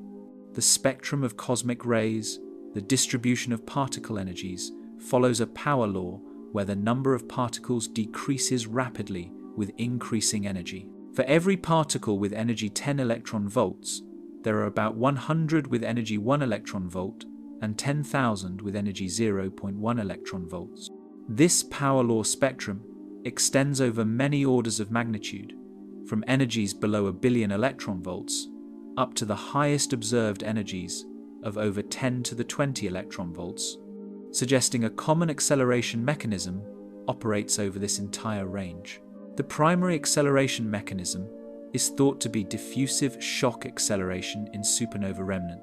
When a massive star explodes as a supernova, it creates a shock wave that expands through the surrounding gas at speeds of thousands to tens of thousands of kilometers per second. Particles crossing this shock can be accelerated to high energies through repeated bouncing back and forth across the shock front, with each crossing adding energy. This process can accelerate particles to energies of 10 to the 15 electron volts or higher. The efficiency of diffusive shock acceleration depends on several factors, including the shock velocity, the magnetic field strength, and the degree of magnetic turbulence. Faster shocks can accelerate particles to higher energies, but only a small fraction of the particles encountering the shock are actually accelerated to high energies. Most particles gain only modest amounts of energy or are swept downstream without being accelerated at all. Theoretical models suggest that only about 10% of the supernova explosion energy goes into accelerating cosmic rays, with the rest heating the gas and driving the expansion of the shock. However, even this fraction represents an enormous energy budget. A single supernova explosion releases about 10 to the 51 ergs of energy, so cosmic ray acceleration captures roughly 10 to the 50 ergs, enough to accelerate trillions of tons of material to relativistic speeds. Observations with X-ray and gamma-ray telescopes have confirmed that supernova remnants are cosmic ray factories. The Chandra X-ray Observatory has detected thin filaments of X-ray emission at the edges of several young supernova remnants, produced by extremely high-energy electrons spiraling in magnetic fields. The Fermi Gamma Ray Space Telescope has detected gamma rays from supernova remnants produced when accelerated protons collide with surrounding gas and create neutral pions that decay into gamma rays. These observations confirm that supernovae accelerate both electrons and protons to high energies. Once accelerated, cosmic rays diffuse through the galaxy, scattering off magnetic irregularities in the interstellar medium. This diffusion is relatively slow, with particles taking millions of years to cross the galaxy, despite moving at nearly the speed of light. The slow diffusion occurs because particles don't travel in straight lines, but follow helical paths spiraling around magnetic field lines. And they get scattered by magnetic turbulence, causing them to zigzag through space. The magnetic confinement of cosmic rays is central to understanding their distribution and escape. Cosmic rays are electrically charged particles, and charged particles cannot easily cross magnetic field lines. They are tied to the fields, spiraling around them in tight helices. The radius of this spiral motion, called the gyro radius or Lama radius, depends on the particle's energy and the magnetic field strength. For a 1 billion electron-volt proton in the Milky Way's typical magnetic field of about 3 microgauss, the gyro radius is only about 10 astronomical units, smaller than the orbit of Saturn. Even the highest energy galactic cosmic rays, with energies near 10 to the 15 electron volts, have gyroradii of only a few light-years, much smaller than the scale of the galaxy. This tight coupling to magnetic fields means that cosmic rays follow the tangled geometry of the galactic magnetic field, rather than traveling in straight lines, greatly increasing their path length and residence time in the galaxy. The distribution of cosmic rays in the galaxy is nearly isotropic, meaning roughly the same number arrive from all directions. This isotropy is remarkable, given that cosmic rays are produced in localized sources like supernova remnants. The isotropy indicates that cosmic rays have been scattered many times during their journey, effectively randomizing their directions.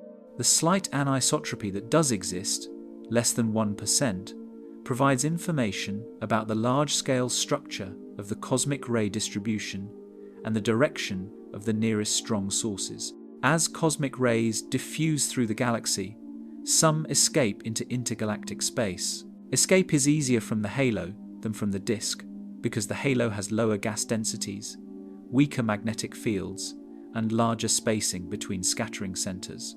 Models of cosmic ray propagation suggest that escape occurs primarily from regions several thousand light-years above and below the disk, in a zone where cosmic rays can diffuse relatively freely without being scattered back toward the disk. The escape of cosmic rays has important implications for understanding their observed spectrum. Lower energy cosmic rays, those below about 1 billion electron volts, are strongly influenced by the solar wind and are difficult to measure accurately. Mid-energy cosmic rays, from billions to trillions of electron volts, are well confined to the galaxy and have a relatively uniform distribution. Higher energy cosmic rays, above 10 to the 15 electron volts, begin to escape more easily, and the highest energy cosmic rays, above 10 to the 18 electron volts, escape so readily that their density in the galaxy is much lower than if they were confined. The spectrum of cosmic rays shows several interesting features. At an energy of about 3 million electron volts, there's a flattening called the knee, where the spectrum steepens slightly. This feature is thought to mark the transition where the lightest cosmic rays, protons, and helium nuclei begin to escape the galaxy more efficiently. At higher energies around 10 to the 18 electron volts, there's another feature called the ankle, where the spectrum flattens again, possibly marking the transition from galactic cosmic rays to extragalactic cosmic rays produced in other galaxies or even more exotic sources. Cosmic rays interact with gas in the halo to produce secondary particles and gamma rays. When a high-energy cosmic ray proton collides with a proton in the interstellar medium, it can create pions, short-lived particles that quickly decay. Neutral pions decay into gamma rays, while charged pions decay into muons and neutrinos. These secondary particles provide information about cosmic ray interactions and the distribution of gas in the halo. The Fermi Gamma Ray Space Telescope has mapped gamma ray emission from the entire sky, revealing the distribution of cosmic ray interactions. The gamma ray emission is strongest along the galactic plane where gas densities are highest, but it extends well above and below the disk, showing that cosmic rays pervade the halo. By modeling the gamma ray emission and comparing it to observations, astronomers can infer the cosmic ray density as a function of height above the disk. One surprising finding from Fermi observations is that the gamma ray emission in the inner galaxy, within about 3,000 light-years of the galactic center, is more intense than expected from models. This excess emission, called the galactic center excess, has sparked intense debate. Some researchers propose it comes from undiscovered sources like pulsars or supernova remnants. Others suggest it could be a signal from dark matter particles annihilating in the galactic center. Though this interpretation is controversial and requires dark matter with specific properties. Globular clusters, 150 ancient stellar cities orbiting through the halo. Globular clusters hold a special place in astronomy as some of the oldest and most pristine objects we can study in detail. Unlike galaxies, which have complicated star formation histories and have been contaminated by multiple generations of chemical enrichment, globular clusters formed in single bursts of star formation, lasting only tens of millions of years. All stars in a given cluster have essentially the same age and initial composition, making clusters ideal laboratories for testing stellar evolution theory and for studying the conditions in the early universe. The Milky Way's globular cluster system has been catalogued since the 18th century, when Charles Messier included many clusters in his famous catalogue of nebulous objects. Messier 13 inches Hercules, M15 in Pegasus, M92 in Hercules, M5 in Serpens, and dozens of others are prominent globular clusters visible through small telescopes. Early observers couldn't resolve individual stars and saw only fuzzy balls of light, but with larger telescopes and longer exposures, the stellar nature of these objects became clear. By the early 20th century, Harlow Shapley used globular clusters to map the Milky Way's structure and to determine our Sun's position in the galaxy. Shapley measured distances to globular clusters using the period luminosity relation of RR Lyrae variable stars, which are common in globulars. By mapping the three-dimensional distribution of clusters, he found they formed a roughly spherical system centered not on the Sun, but on a point in Sagittarius, which we now know is the galactic center. This proved that the Sun is not at the center of the galaxy, but in the outskirts, about 26,000 light-years from the center. Modern surveys have identified approximately 150 globular clusters orbiting the Milky Way, though the exact number depends on how one defines a globular cluster versus other stellar systems like dwarf galaxies or open clusters.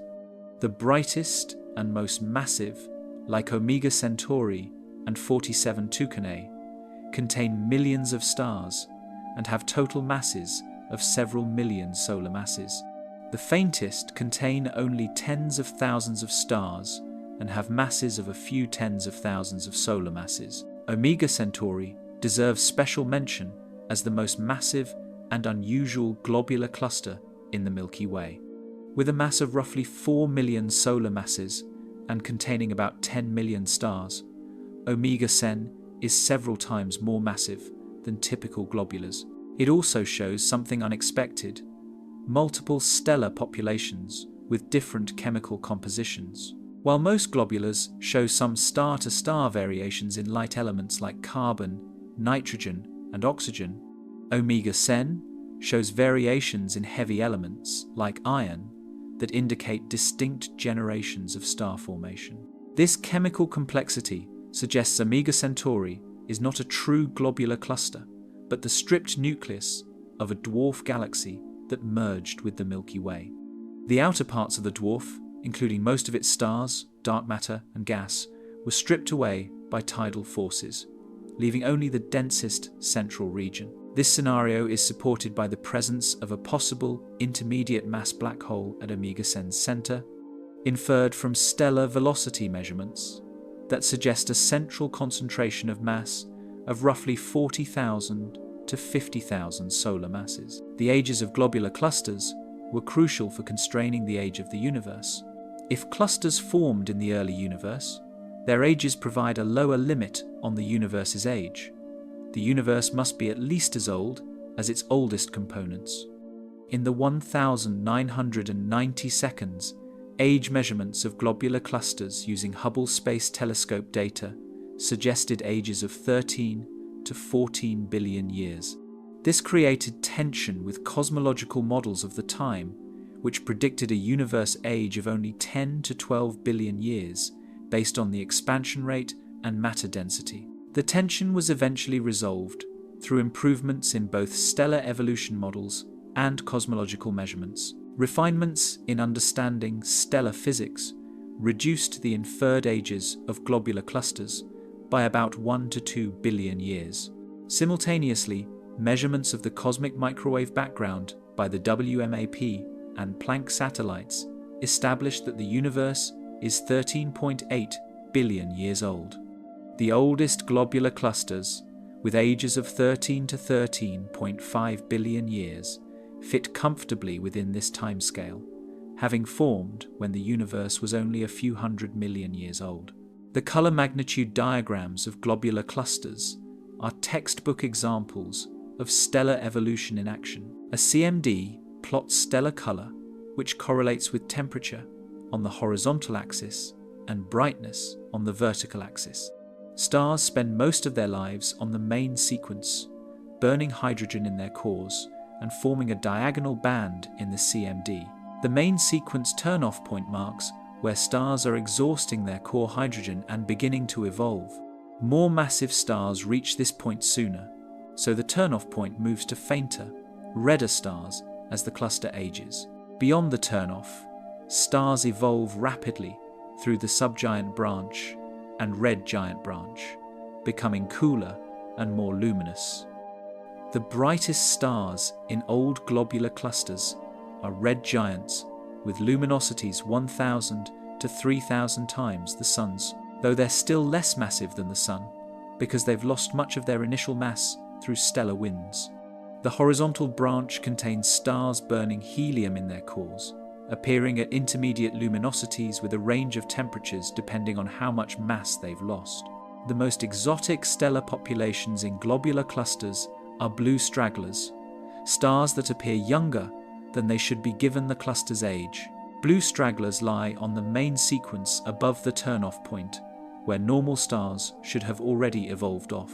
Their existence indicates they've gained mass somehow, either through mergers with other stars or through mass transfer in binary systems.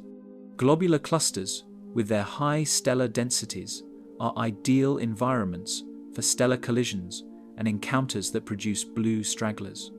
Millisecond pulsars, neutron stars spinning hundreds of times per second, are surprisingly common in globular clusters. These objects form through a recycling process where a neutron star in a binary system accretes matter from its companion, spinning up to rapid rotation rates. The high stellar densities in cluster cores make binary formation through three-body encounters common, explaining the abundance of millisecond pulsars despite globular clusters being old systems where most massive stars exploded as supernovae billions of years ago.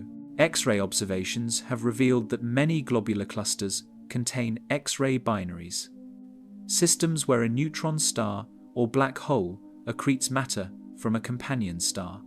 The accretion releases gravitational potential energy as X-rays, making these systems bright X-ray sources despite their optical faintness. The discovery of numerous X-ray binaries in globular clusters, far more than would be expected from random chance, provides further evidence that dense stellar environments promote exotic binary formation through dynamical interactions. The orbital properties of globular clusters provide constraints on the Milky Way's dark matter distribution. Clusters on highly elliptical orbits pass through the inner galaxy, where the gravitational potential is deep, experiencing strong tidal forces at pericenter, their closest approach to the galactic center. The fact that many clusters have survived for billions of years on such orbits indicates they were more massive when they formed and have lost stars to tidal stripping over time. Modeling this stripping process requires knowing the galactic potential dominated by dark matter, allowing clusters to serve as traces of the halo's structure. Thick disk, the forgotten intermediate layer between disk and halo. The thick disk occupies a special place in the Milky Way's structure, representing a transitional population between the thin disk and the stellar halo. Its existence was first inferred statistically in the late 1970s from star count surveys that found more stars at heights above the galactic plane than could be explained by the thin disk alone. These excess stars showed kinematic and chemical properties intermediate between disk and halo, suggesting they formed a distinct component. The definitive proof of the thick disk as a separate structural component came from the landmark paper by Gilmore and Reed in 1983. Using deep photometric observations in a field near the South Galactic Pole, they counted stars at different distances from the galactic plane and fit the observed distribution to a model containing two exponential disk components with different scale heights. The thin disk had a scale height of about 300 light-years, while the thick disk had a scale height of about 900 to 1,000 light-years. The thick disk contributed roughly 10% of the stellar surface density in the solar neighborhood, but dominated at heights exceeding 1,000 light-years. The chemical composition of thick disk stars distinguishes them clearly from thin disk stars. While thin disk stars near the Sun typically have metallicities between 0.5 and 2 times solar and follow a tight relationship between metallicity and alpha element abundance, thick disk stars show a distinct pattern. At a given metallicity, thick disk stars have higher alpha element abundances than thin disk stars by roughly 0.1 to 0.2 dex, meaning their oxygen, magnesium, and silicon abundances are 30 to 60% higher relative to their iron abundances. This alpha enhancement indicates that thick disk stars formed rapidly on timescales shorter than a few 100 million years. Alpha elements like oxygen and magnesium are produced primarily in massive stars that explode as core collapse supernovae within tens of millions of years of formation. Iron is produced in both massive stars and in type Ia supernovae from white dwarfs, which explode hundreds of millions to billions of years after formation. If star formation is rapid, the gas is enriched primarily by massive stars before type Ia supernovae contribute significantly, producing alpha-enhanced compositions. The age-metallicity relationship in the thick disk provides additional clues to its formation. Observations show that thick disk stars span a range of ages from roughly 8 to 12 billion years, with older stars tending to be more metal-poor and younger stars more metal-rich. This age-metallicity relation indicates chemical evolution was occurring during thick disk formation, with successive generations of stars forming from gas progressively enriched by supernovae. However, the scatter in this relation is large, suggesting that enrichment was inhomogeneous, perhaps because the thick disk formed from multiple satellite galaxies with different enrichment histories. The kinematic properties of thick disk stars show they orbit more slowly than thin disk stars and have larger random velocities. Near the Sun, thin disk stars orbit at an average velocity of about 220 kilometers per second, with a velocity dispersion, the spread in velocities, of roughly 20 to 30 kilometers per second. Thick disk stars orbit at about 180 to 200 kilometers per second, with a velocity dispersion of 40 to 50 kilometers per second. This means thick disk stars are dynamically hotter, having larger random motions that carry them to greater heights above the plane. The origin of the thick disk has been debated for decades, with several competing formation scenarios proposed. The heating scenario proposes that the thick disk formed from the thin disk through dynamical heating by satellite galaxy mergers.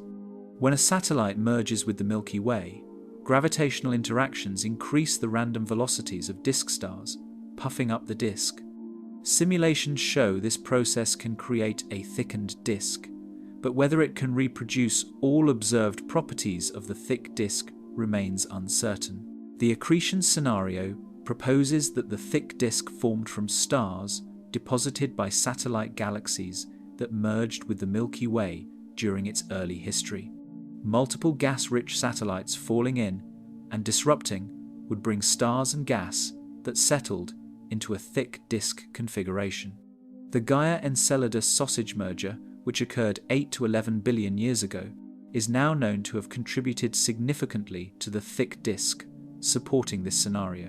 The in situ formation scenario proposes that the thick disk formed directly from gas in the early Milky Way during a period when the disk was more turbulent and gas-rich than today. High gas fractions and intense star formation in the early universe created turbulent disks with large velocity dispersions. Stars forming in this environment would naturally have the kinematic properties observed in the thick disk today. Simulations of high redshift disk galaxies show they have thick, turbulent disks resembling the Milky Way's thick disk. Gaia data has provided unprecedented insights into thick disk formation. By measuring precise positions, distances, and velocities for hundreds of millions of stars, Gaia has revealed that the thick disk has significant substructure. Rather than being a smooth, relaxed component, the thick disk shows clumps and overdensities in velocity space, suggesting it formed from multiple accretion events rather than a single formation mechanism. The discovery of the Gaia-Enceladus sausage merger in 2018 was particularly significant. Analysis of Gaia data showed that many stars near the Sun with thick disk kinematics share a common orbital history, moving together on radially elongated orbits. These stars have a distinctive sausage-shaped distribution in velocity space, elongated in the radial direction.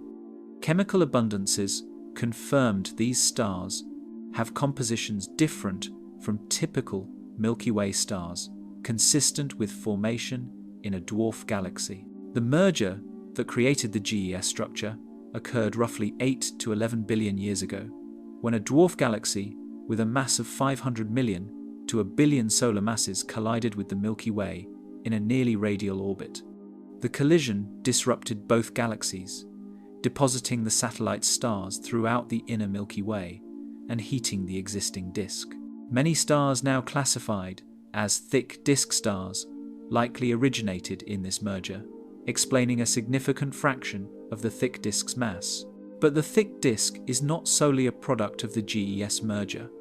Other structures and kinematic groups have been identified in Gaia data, each associated with different accretion events. The Helmy streams, the Sequoia event, and several smaller structures have all contributed stars to the thick disk. This suggests the thick disk is a composite population built up over billions of years through multiple mergers and accretion events, combined with some in situ formation from turbulent gas. The thick disk's contribution to the galaxy's chemical evolution has been substantial. Despite containing only 10 to 20% of the stellar mass in the solar neighborhood, thick disk stars are important for understanding the early chemical history of the galaxy.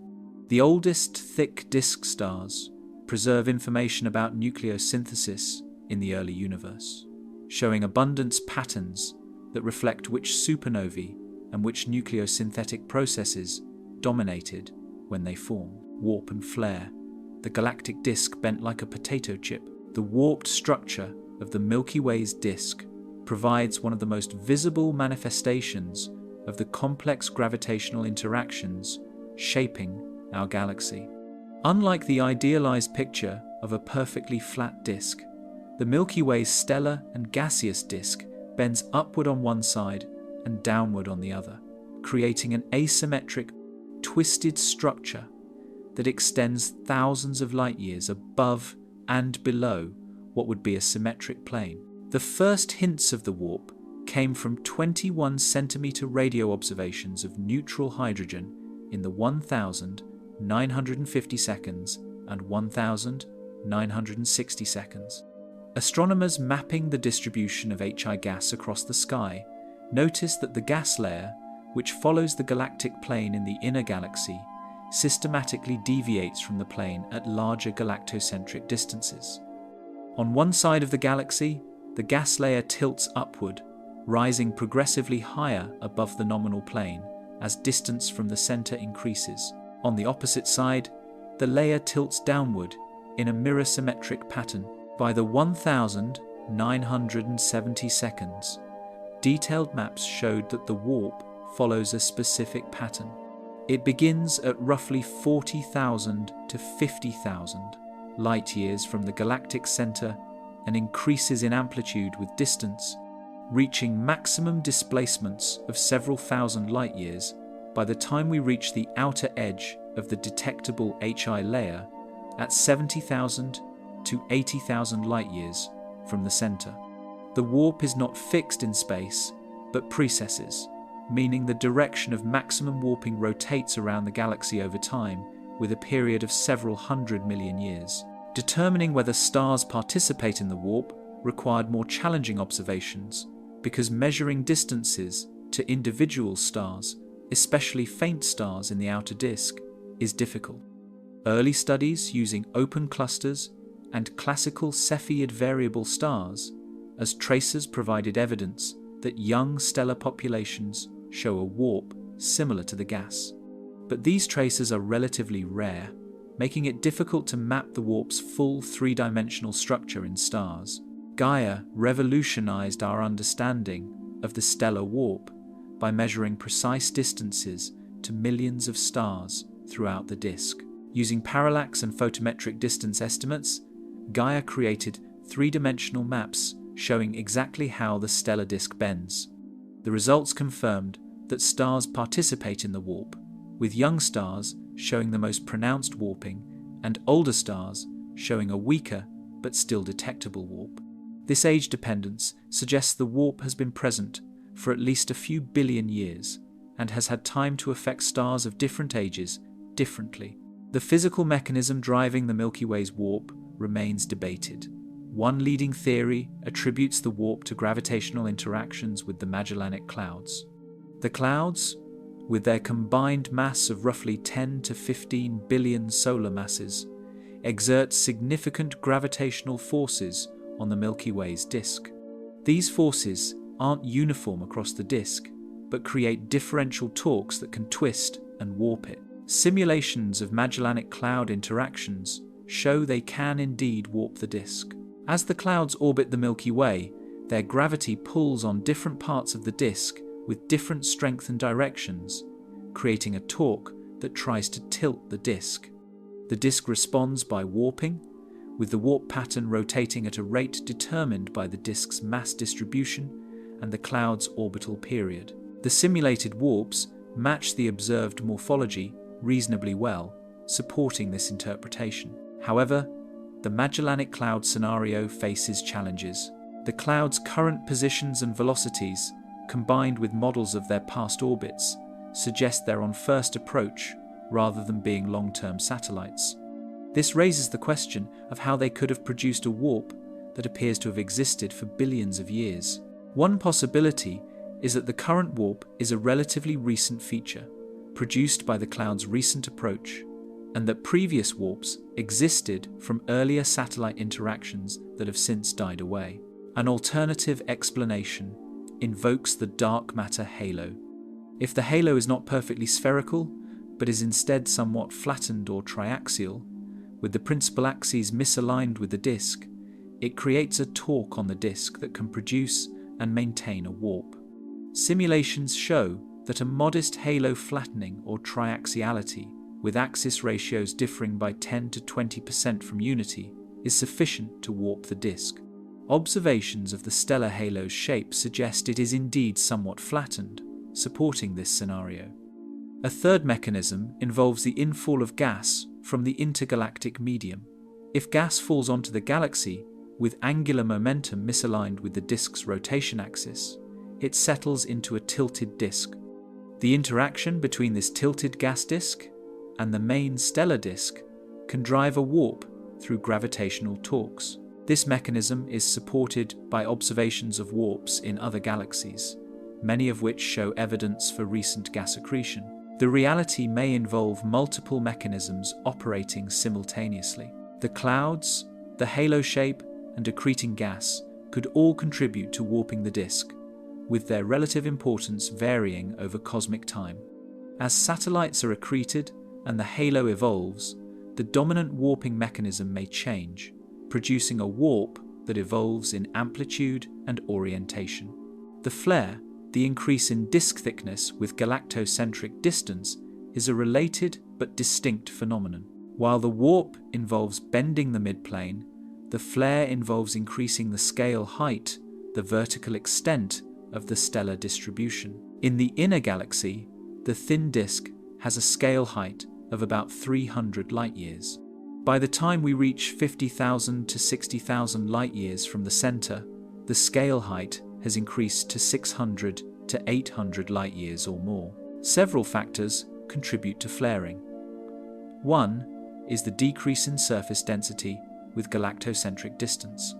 In the inner galaxy, the high density of stars and gas creates a strong gravitational restoring force perpendicular to the plane. Stars, displaced upward or downward, are pulled back efficiently, keeping the disk thin. In the outer galaxy, lower densities mean weaker restoring forces, allowing stars to wander farther from the midplane before being pulled back. Another factor is the decrease in the disk's self-gravity with increasing distance. In the inner galaxy, the disk's own mass dominates the vertical gravitational potential, efficiently confining stars. In the outer galaxy, the dark matter halo dominates, and the disk's contribution becomes less important. The halo's spherical or mildly flattened geometry provides less vertical confinement than a thin disk geometry, allowing stars to spread vertically. Dynamical heating from satellite interactions also contributes to flaring. When satellites pass through or near the disk, they gravitationally perturb stars, increasing their random velocities. This heating is most effective in the outer disk, where surface densities are low and stars are more susceptible to perturbation.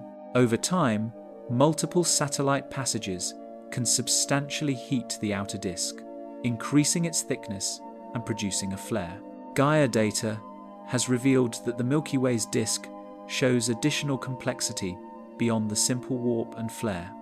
The disk exhibits vertical waves or corrugations, ripple-like patterns where the disk surface alternates between rising above and falling below the mean plane. These ripples have wavelengths of a few thousand light-years and amplitudes of several hundred light-years.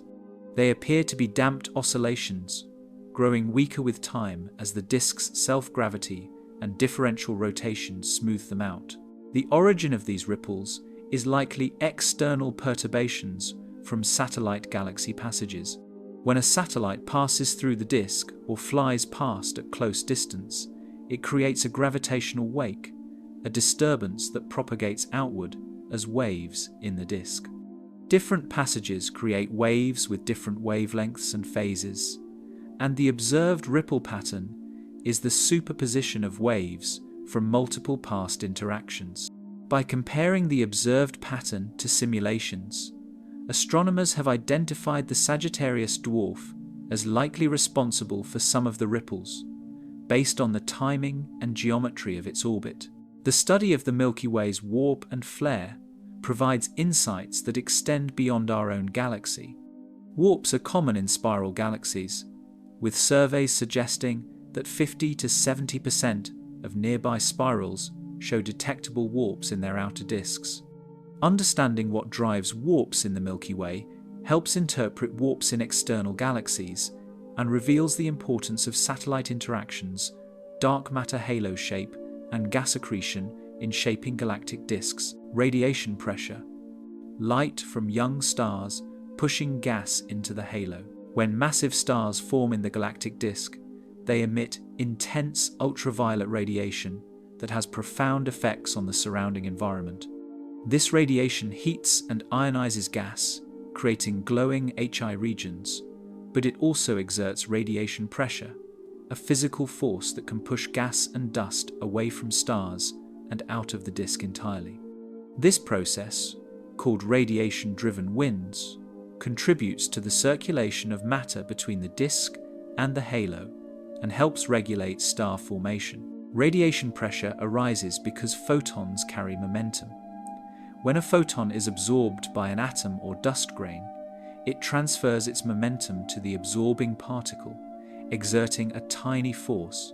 For a single photon, this force is negligible, but massive stars emit photons at such prodigious rates that the cumulative effect can overwhelm gravity for low-density gas, driving it outward at high speeds.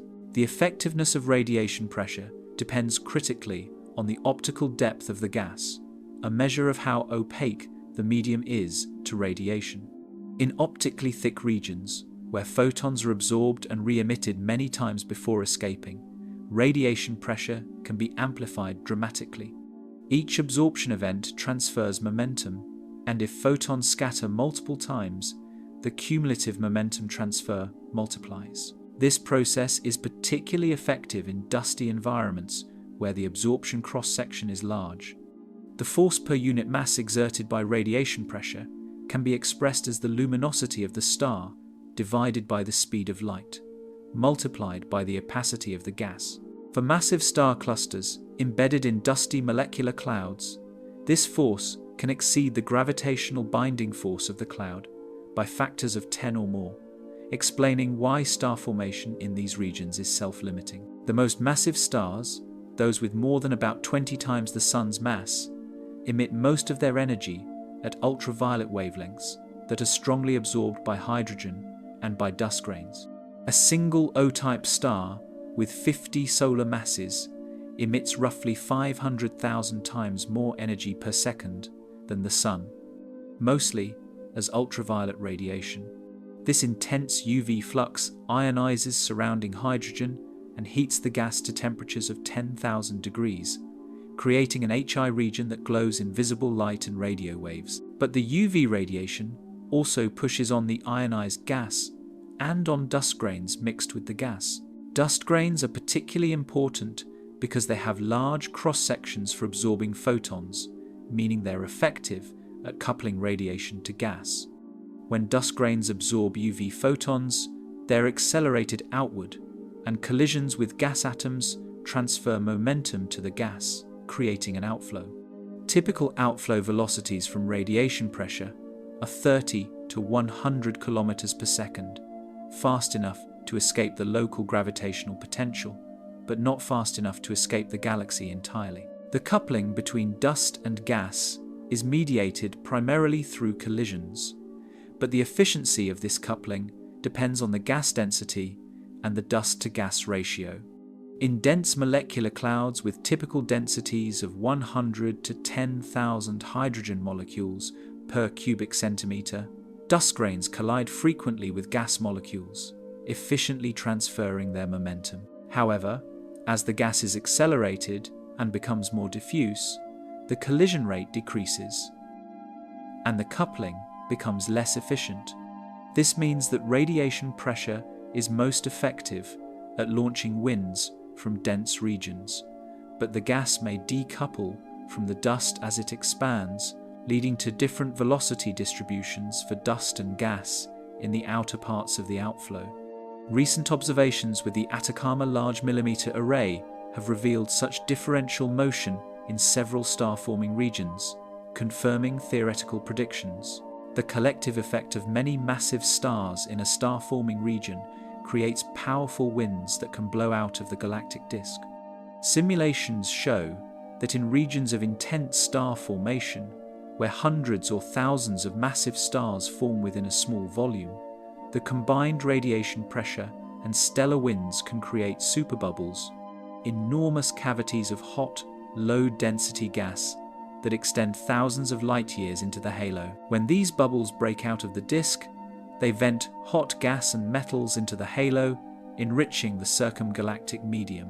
The timing of radiation pressure feedback relative to other feedback mechanisms is crucial for understanding its overall impact. Radiation pressure begins affecting the surrounding gas as soon as massive stars ignite, typically within a few 100,000 years of the onset of star formation. This is much earlier than supernova feedback, which doesn't begin until the most massive stars exhaust their nuclear fuel after about 3 million years.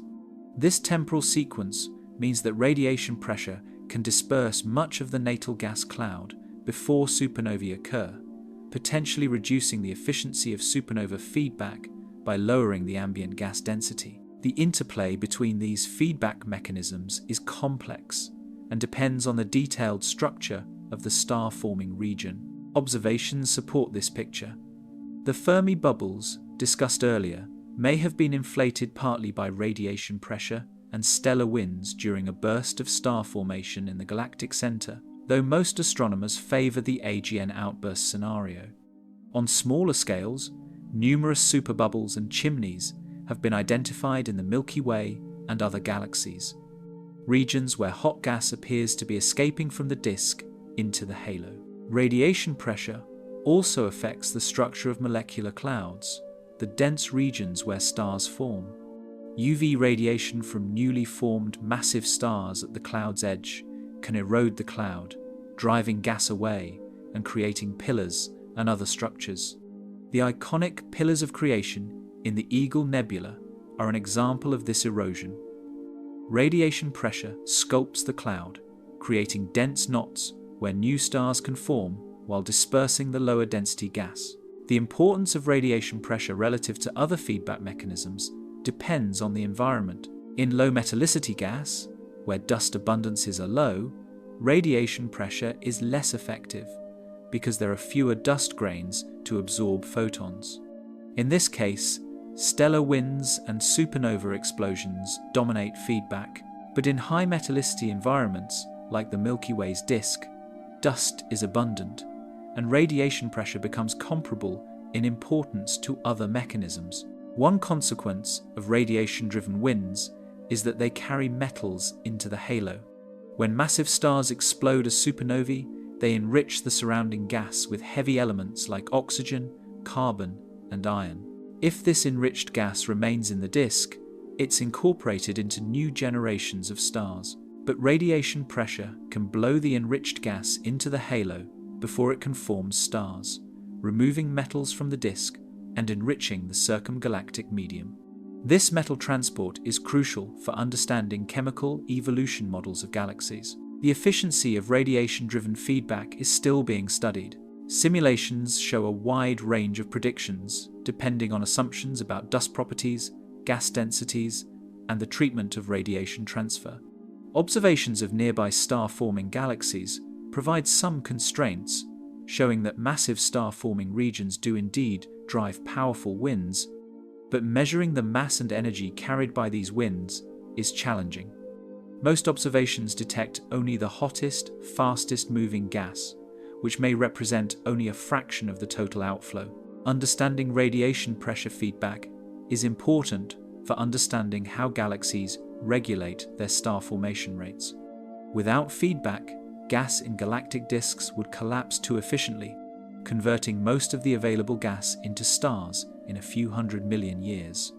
Observations show that star formation is much less efficient, with typical galaxies converting only a few % of their gas into stars per orbital time. Radiation pressure, along with supernova feedback and other mechanisms, provides the energy input needed to regulate star formation and prevent runaway collapse. The whirlpool structure. How gas spirals in from the cosmic web. The Milky Way doesn't exist in isolation. It's part of a cosmic web of matter that spans the universe, a network of filaments and sheets of gas connecting galaxies and galaxy clusters. Gas from this cosmic web continuously falls onto the Milky Way, primarily from above and below the disk, where densities are lowest and the path is most direct. This infall is crucial for sustaining star formation and has shaped the galaxy's evolution over billions of years. The cosmic web structure formed in the early universe through gravitational instability. Small density variations in the nearly uniform gas left after the Big Bang grew over time as gravity amplified them. Higher density regions attracted more matter, becoming denser still, while lower density regions lost matter and became voids. By about 1 billion years after the Big Bang, this process had created a web-like pattern, with matter concentrated in filaments and sheets surrounding empty void. Galaxies form at the intersections of filaments, where matter densities are highest. The Milky Way formed at such an intersection roughly 13 billion years ago, and since then, it has been accreting gas from the surrounding filaments. This accretion continues today, though at a slower rate than in the early universe, when gas was denser and more abundant. Observations of the cosmic web around the Milky Way are challenging because the gas is diffuse and emits only faintly. The best evidence comes from studies of the intergalactic medium using quasar absorption lines. Quasars are extremely bright objects powered by supermassive black holes in distant galaxies, and their light passes through the gas surrounding the Milky Way and other galaxies on its way to Earth. By analyzing absorption lines in quasar spectra, astronomers can detect gas clouds along the line of sight and measure their velocities and compositions. These observations have revealed that the Milky Way is surrounded by a network of gas filaments extending hundreds of thousands of light years into space. The filaments are cooler than the hot corona, with temperatures of 10,000 to 100,000 degrees, and they contain both primordial gas and recycled material enriched by previous generations of stars. Gas in these filaments is falling toward the galaxy at velocities of 50 to 150 kilometers per second, guided by the gravitational potential of the dark matter halo. Simulations of galaxy formation show how gas from the cosmic web accretes onto galaxies. In these simulations, filaments feed gas into the halo from multiple directions, but accretion is most efficient from directions perpendicular to the disk, where the path through the halo is shortest and the gas encounters less resistance. Gas falling along these preferred directions settles into a rotating pattern, spiraling inward as it loses energy through collisions and radiation. This spiraling infall creates a whirlpool-like structure in the halo, with gas following helical paths as it descends toward the disk. The structure is invisible to optical telescopes but could potentially be detected through radio observations of neutral hydrogen or through UV absorption line studies. Confirming this structure observationally is a major goal for next-generation telescopes. The rate of gas infall onto the Milky Way is estimated at roughly 1 to 2 solar masses per year, based on models and indirect observations. This rate is comparable to the star formation rate in the disk, suggesting that infall is approximately balancing star formation and keeping the disk's gas reservoir roughly constant. Without continuous infall, the disk would exhaust its cold gas in a few billion years, quenching star formation and transforming the Milky Way into a passive galaxy dominated by old red stars. The chemical composition of infalling gas provides important clues to its origin. Primordial gas from the cosmic web should have very low metallicity, containing only hydrogen and helium with trace amounts of lithium from the Big Bang. Recycled gas blown out of the disk should be enriched with metals created in stars. Observations show that most infalling gas has intermediate metallicities, roughly 0.1 to 0.5 times solar, suggesting it's a mixture of primordial and recycled material. This mixing occurs in the halo, where hot outflows from the disk collide with cool infalling streams. The collisions heat the infall streams and mix metals into them, creating gas with intermediate compositions. This mixed gas then cools and falls onto the disk, providing fuel for star formation and gradually increasing the disk's metallicity over time. This process, called fountain flows, is a key component of galaxy evolution models. The angular momentum of infalling gas is another important property. Gas doesn't fall straight toward the galactic center, but arrives with angular momentum, causing it to orbit as it descends.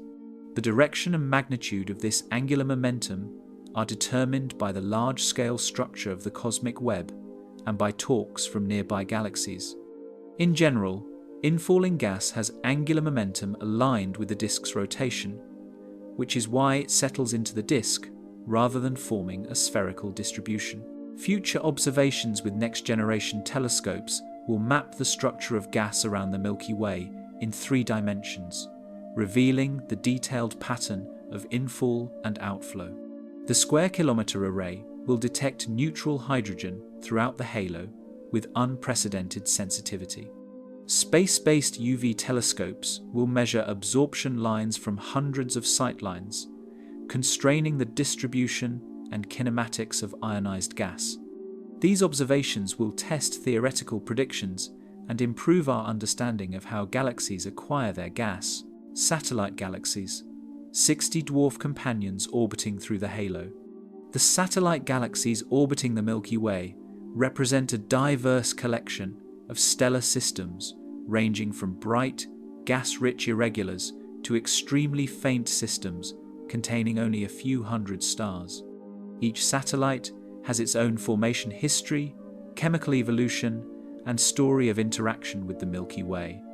Together, they provide crucial insights into how galaxies form and evolve, particularly at the low mass end, where current galaxy formation theory still faces significant challenges. The Large Magellanic Cloud stands out as the most massive and luminous satellite, visible to the naked eye from the southern hemisphere as a large diffuse patch spanning about 10 degrees across the sky, roughly 20 times the Moon's apparent diameter. The LMC has a total mass of roughly 10 billion to 20 billion solar masses when including both stars and dark matter, making it about 10 to 20% as massive as the Milky Way's stellar disk.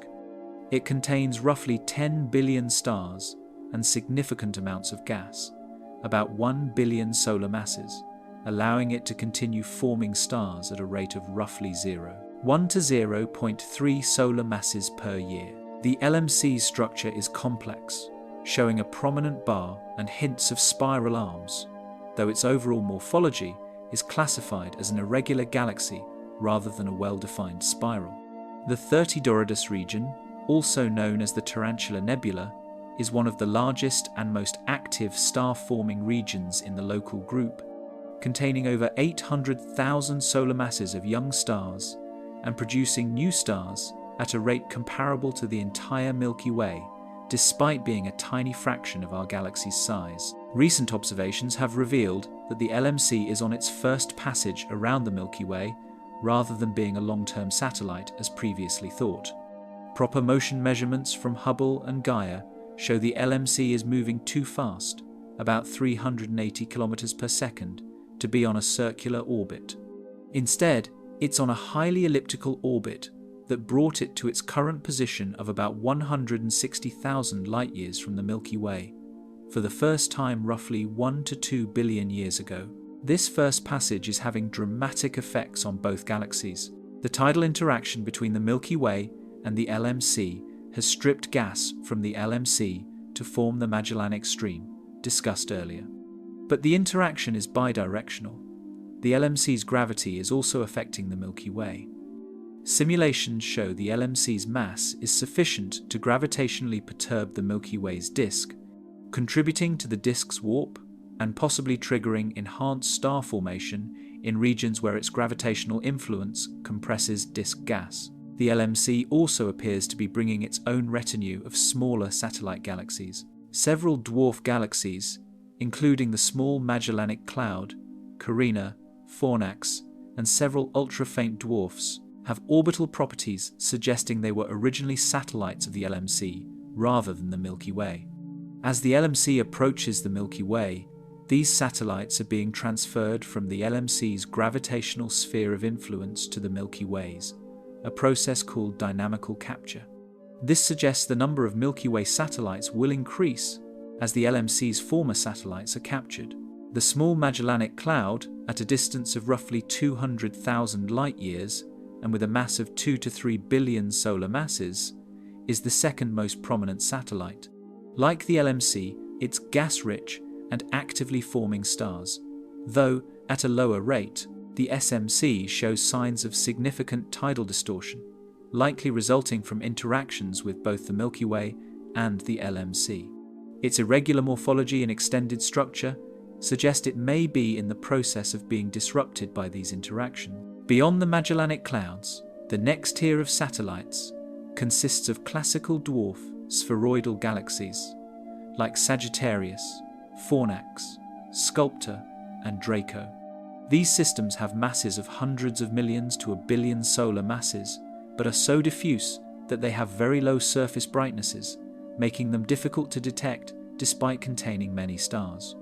They contain almost no gas and show no current star formation, having exhausted their gas supplies or lost them through ram pressure stripping and tidal interactions with the Milky Way. The Sagittarius dwarf elliptical galaxy deserves special attention as the closest and most tidally disrupted satellite.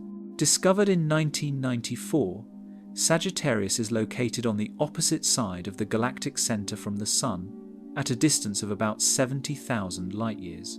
It's embedded in the Milky Way's halo and is being actively torn apart by tidal forces. Its stars are spread along a stream that wraps around the galaxy at least twice, with the leading and trailing arms extending over much of the sky. Sagittarius contains roughly 50 to 100 million stars, though determining its total mass is difficult because of ongoing disruption. Chemical abundance studies show Sagittarius stars have compositions similar to other dwarf spheroidals, with subsolar metallicities and alpha-enhanced abundance patterns, indicating rapid star formation followed by gas loss. The presence of multiple globular clusters associated with Sagittarius, including M54 at its center, indicates it was once more massive, with a population of clusters comparable to what dwarf elliptical galaxies typically possess. The discovery of ultra-faint dwarf galaxies in the 2000s revolutionized our understanding of the low-mass end of the galaxy luminosity function. These systems, with total luminosities of only 1,000 to 100,000 times the Sun's, contain as few as a few hundred to a few thousand stars. They're so faint that they're nearly invisible, with surface brightnesses 100 to 1,000 times lower than the night sky background, making them detectable only through painstaking analysis of deep survey data. Segway 1, one of the faintest known galaxies, illustrates the extreme properties of these systems. With a luminosity of only about 300 solar luminosities and an effective radius of about 95 light-years, it contains roughly 1,000 stars. Yet velocity dispersion measurements indicate it has a mass of about 500,000 to 1 million solar masses, implying a mass-to-light ratio of 1,000 to 3,000 inches solar unit. This means dark matter outweighs stars by a factor of 1,000 to 3,000, making Segway one of the most dark matter-dominated objects known in the universe. Ultra-faint dwarfs are important for testing dark matter models and galaxy formation theory. Their high dark matter content makes them sensitive probes of dark matter properties. Different dark matter candidates predict different abundances and properties for low-mass halos, and the observed properties of ultra-faint dwarfs can constrain these predictions. They're also important for understanding the reionization of the universe, as they may have been the primary sources of ionizing photons in the early universe. The distribution of satellites around the Milky Way is not random, but shows evidence for structure. Many satellites lie in or near a flattened plane, roughly perpendicular to the galactic disk, a configuration known as the vast polar structure or the disk of satellites. This distribution is unexpected in standard cosmological models, which predict satellites should be distributed more spherically, reflecting the isotropic accretion of dark matter halos. Several explanations for this planar distribution have been proposed. One possibility is that satellites accreted along specific cosmic web filaments that happen to be oriented perpendicular to the disk. Another is that some satellites formed from tidal debris ejected during past galaxy mergers, rather than being accreted as independent objects. A third possibility invokes modified gravity theories, like MUND, though these theories face challenges explaining other observations of the Milky Way and the broader universe. The future evolution of the satellite system is tied to the Milky Way's future interactions. Tidal forces will continue disrupting satellites on close orbits, gradually transferring their stars to the stellar halo. The Sagittarius dwarf will be completely disrupted within the next billion years. Other satellites will survive longer, depending on their orbits and internal densities, with the most compact and distant satellites potentially surviving for many billions of years. When the Milky Way collides with Andromeda in 4 to 5 billion years, the satellite systems of both galaxies will be thoroughly disrupted. Some satellites will be ejected into intergalactic space by gravitational slingshot effects from the merger. Others will fall into the merged galaxy and be tidally disrupted, contributing their stars to the merged halo. A few particularly massive or distant satellites may survive as satellites of the merged system, orbiting Milky just as they now orbit their parent galaxies. Gravitational heating. How dark matter keeps the halo hot. The hot gas of the galactic corona, at temperatures of 1 million to 10 million degrees, needs a continuous source of energy to maintain these temperatures. Without heating, the gas would cool through radiation and fall toward the disk, collapsing the corona. Several heating mechanisms have been proposed, but one of the most important is gravitational heating from the infall of dark matter substructures through the halo. The energy budget of the corona provides crucial constraints on heating mechanisms. Observations of X-ray emission from the hot halo allow astronomers to calculate the cooling rate, the rate at which the gas loses energy through radiation. For the Milky Way's corona, this cooling rate is estimated at roughly 10 to the 40 ergs per second, equivalent to the energy output of about 100,000 suns. To maintain a steady state where the corona neither collapses nor expands indefinitely, heating mechanisms must supply energy at this same rate. This is not a trivial requirement. It represents a continuous energy input maintained over billions of years, comparable to the total luminosity of all the stars in a small dwarf galaxy. The question is where this enormous, sustained energy input comes from. As dark matter subhalos orbit through the Milky Way's halo, they interact gravitationally with the gas, transferring energy through gravitational interactions. The subhalos don't collide physically with the gas because dark matter is collisionless, passing through normal matter without direct interaction. But their gravity creates tidal forces that compress and heat the gas as they pass, converting the subhalo's kinetic energy into thermal energy of the gas. The mechanism by which gravitational energy converts to heat deserves closer examination. When a massive dark matter subhalo passes through a region of gas, its gravitational field creates a time-varying potential that accelerates the gas particles. As the subhalo approaches, gas particles fall toward it, gaining kinetic energy. As the subhalo recedes, these particles decelerate, but not symmetrically. The asymmetry in the gravitational interaction leaves the gas with net random motions, which manifest as heat. Additionally, the tidal stretching and compression of gas clouds by the subhalo's gravity generates turbulence, and this turbulent kinetic energy cascades down to smaller scales, where it dissipates as heat through viscosity. The effectiveness of this process scales with the subhalo's mass and velocity. More massive subhalos and faster, moving ones deliver more energy per passage. This process, called tidal heating or gravitational stirring, is most efficient when subhalos pass through dense regions of gas where the gravitational interaction is strongest. Simulations show that numerous small subhalos passing through the halo can collectively deliver significant amounts of energy, enough to offset radiative cooling and maintain the corona's temperature. The effectiveness of this heating depends on the number and mass distribution of subhalos, which in turn depends on the properties of dark matter.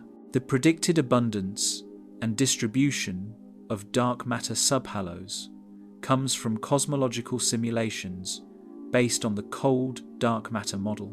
These simulations predict that the Milky Way's halo should contain thousands of subhalos with masses ranging from millions to billions of solar masses. Most of these subhalos are too small and contain too few stars to be detected as dwarf satellite galaxies, making them essentially invisible except through their gravitational effects. Their orbits carry them repeatedly through the halo, with some on nearly radial trajectories that take them close to the galactic center and others on more circular paths that keep them in the outer halo. Each passage through gas-rich regions provides an opportunity for energy transfer.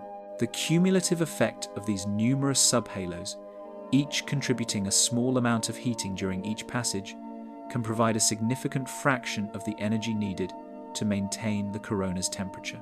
Observations support the importance of gravitational heating. The temperature structure of the corona, with higher temperatures at larger distances, matches theoretical predictions for heating by infalling substructures. The turbulent motions observed in the hot gas, detected through X-ray spectroscopy, also suggest ongoing stirring by gravitational interactions. Without this heating, the corona would cool and collapse on timescales of 1 billion years or less, much shorter than the galaxy's age.